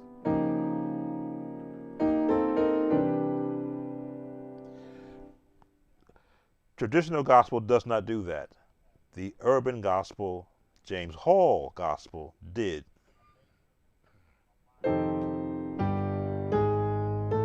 Traditional. This is traditional gospel. Now we're on to that contemporary. That's almost as contemporary as his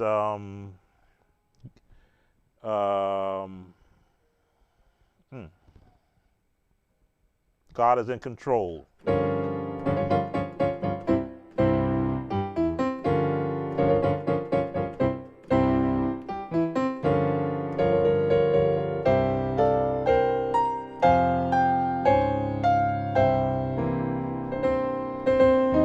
Wow, got those chords wrong.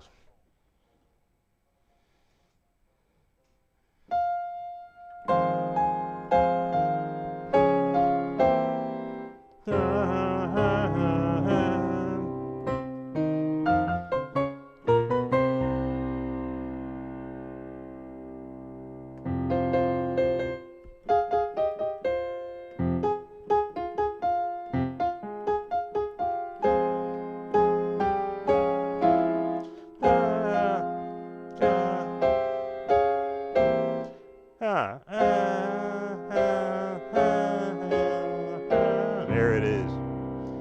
The more classical side.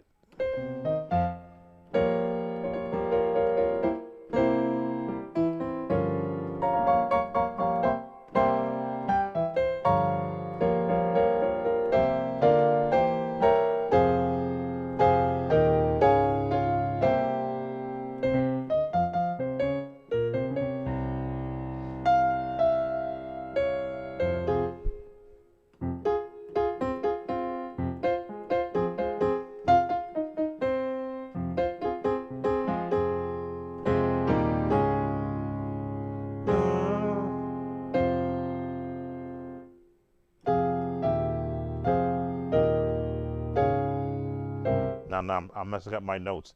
Now that I went to and got those correct notes, now I'm questioning the note chords I've been using.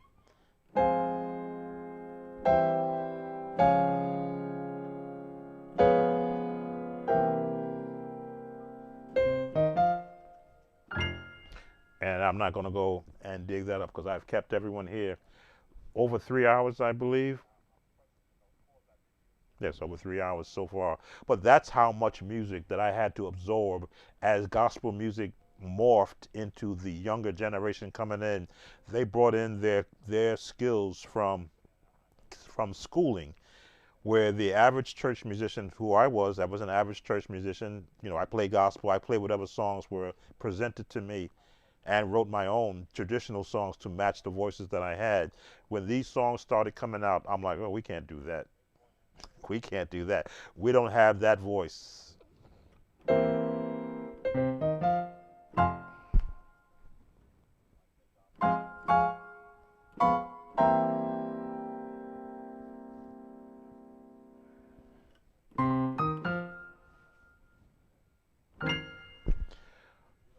But it was fun for me emulating it in my own time. Who else did I miss? Because I've been doing that a lot. Okay, that's Pastor Brandon. Thank you. Buddy Burnett asked about the left hand. We covered that. Tri-Stone.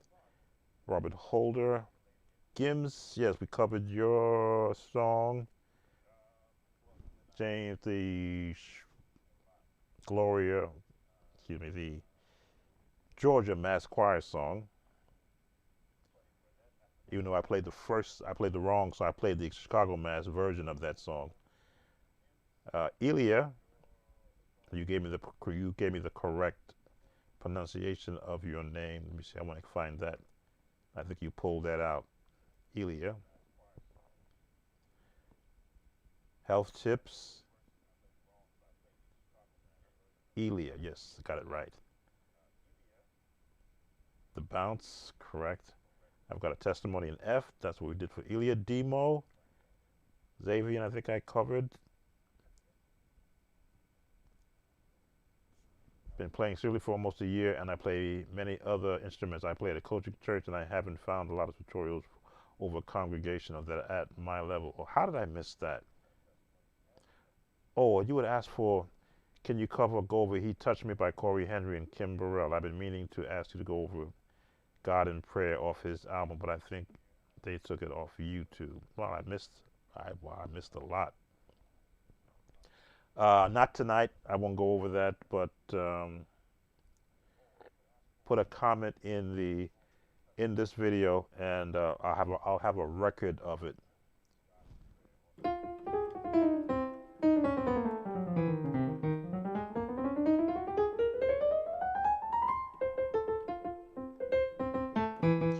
Feeling my keys getting sticky because I'm playing it for more than I usually do. What else did I miss? Zevian Wallace played for Kojic Church, and I haven't found a lot of tutorials over congregation. Yeah, I have a series of videos on this channel covering congregational style, and I put it in keys of E flat, D flat, F, A flat. Then I use the songs that are traditional and congregational. I've got some of my earlier videos which didn't have the Chordy app, but I put some in there purposely with the Chordy app to show the actual bounce technique that you can put with congregational songs. And of course, if you play organ, then I've got plenty of videos dealing with playing congregational songs. Like I put one up a couple of days ago.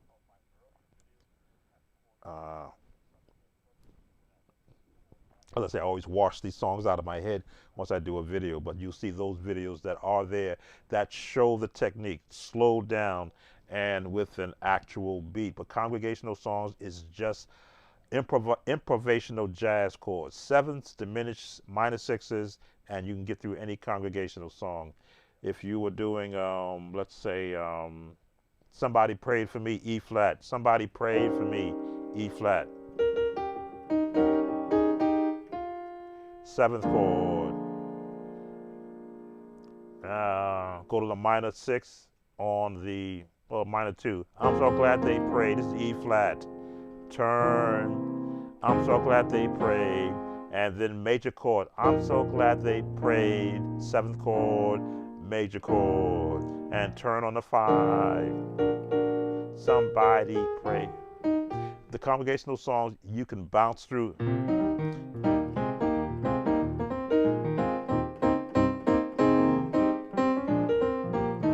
Because you know where it's going. It's in the pattern. I'm so glad they prayed. Walk. And drop that minor.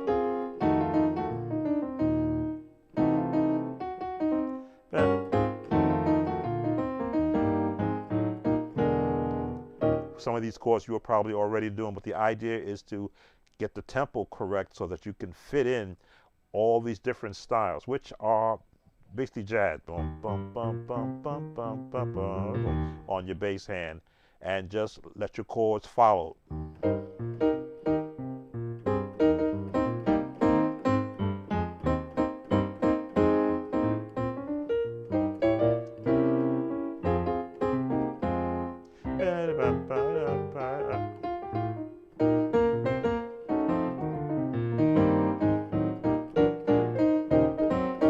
Which is the bounce. Using grace notes.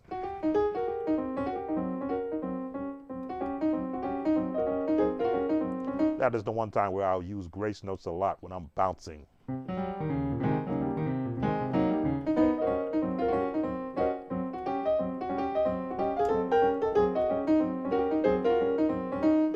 To get a particular sound. What else did I miss?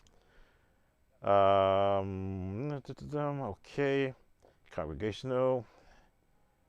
Boy, I need to stop and read my chat and stop talking so much. Try stone rather. Jimenez, Charlemagne, who came in, Buddy Burnett, Pastor Brandon, who remembered me from Hampton, the one time I went to the Hampton Ministers and Musicians Guild in Hampton, Virginia. Heaven and Earth, who came in, Adam Jameson, Whale, just acknowledging those who did let me know that they were visiting, and CMB, the ambassador. Thank you all for coming in, spending these hours with me. As I say, YouTube will let me know of the songs that I played in the background. I will leave that up so that you can hear the context, unless, of course, they give me so many notifications that I'll need to answer them so that they won't be coming after me. Thanks for watching Sam Tobit, Sound of Joy Music Services. Let me change my positioning. I can get sometimes caught up in one setting of being in front of that keyboard, and my hands will all of a sudden jump there.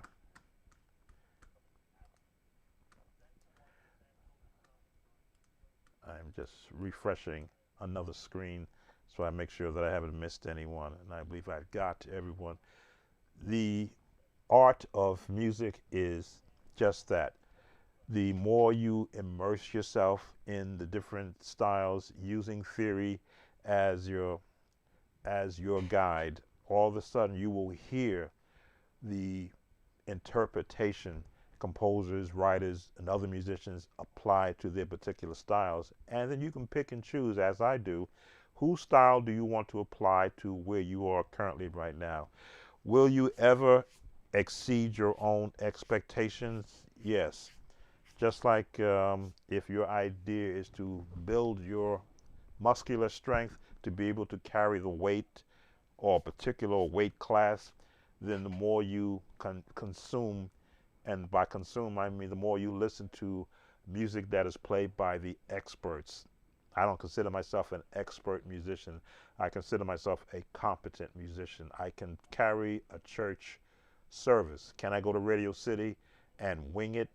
Probably could, but if you put me with an orchestra and put sheet music in front of me, I'm going to fall on my face. But if you put me out there as a solo musician and you want to listen to various styles of music and the interpretation that I could put with it, which is what jazz musicians do. They use their ability to manipulate notes to play common tunes, but then add their own little flavoring to it. Yes, I am well capable of doing that. So I consider myself a learned musician who's still in the learning phase. And what I try and what I'm attempting to do is to pass on that technique of always wanting to learn something. Even when I go into my past and play a song from my past that I may have played wrong because I never took the time to have to learn it because I didn't have a choir to be able to play that song. Now I can still go back and hear what I left off and make the correction. And once I make the correction, the next time I play it, I'll play the correction, which is the notes that were 90% of what the music was. Perfect? No. But 90% is not bad. And that's what you want to be. You want to be correct when you're playing, not perfect. I often would say, practice makes perfect, but competition makes you better. And the more songs that you put under your belt, the better you will sound when you want to pull from that reservoir. If there are any questions, I realize there's a 30-second delay for those that are still here. Entertain that. I'll give you 30 seconds to type something in for those that are still here. I see we have 10 viewers who are still live. I believe I've covered everybody. I hear my stomach starting to growl, which means I need to take a drink of water. And I will do that while I'm waiting to see if there are any comments. If you will excuse me.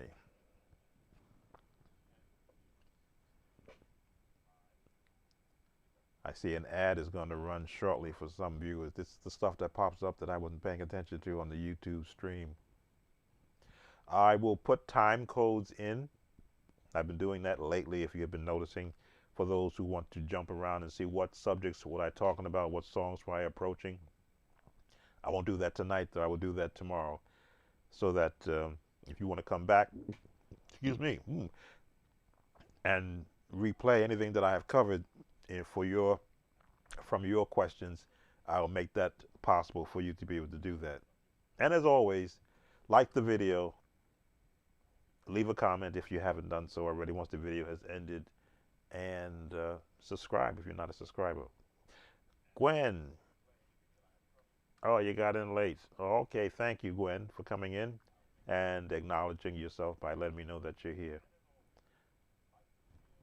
Someone is getting an ad, but you can just pop it off. There's the ad. I just got the ad. As I say, I'm monitoring on my iPad just to make sure that I have the microphone on. Again, thank you all for coming and spending this evening with me into the next morning. Be blessed, everyone, and I'm trying to get better at posting when I'm going to go live. I'm trying to see when I would have the largest audience. Is it a Friday evening? Is it a Saturday morning? Or is it 9 o'clock a.m. so I can catch some of the viewers from around the world? But if you keep your notification bell on, you'll be notified. And if you're available, you're always welcome. Take care, everyone, and have a good, pleasant night's sleep for those who are on the East Coast and any coast of the United States area, whatever country you're in that is watching or we see the real play. Be safe where you are and take care. Have a good night. Bye.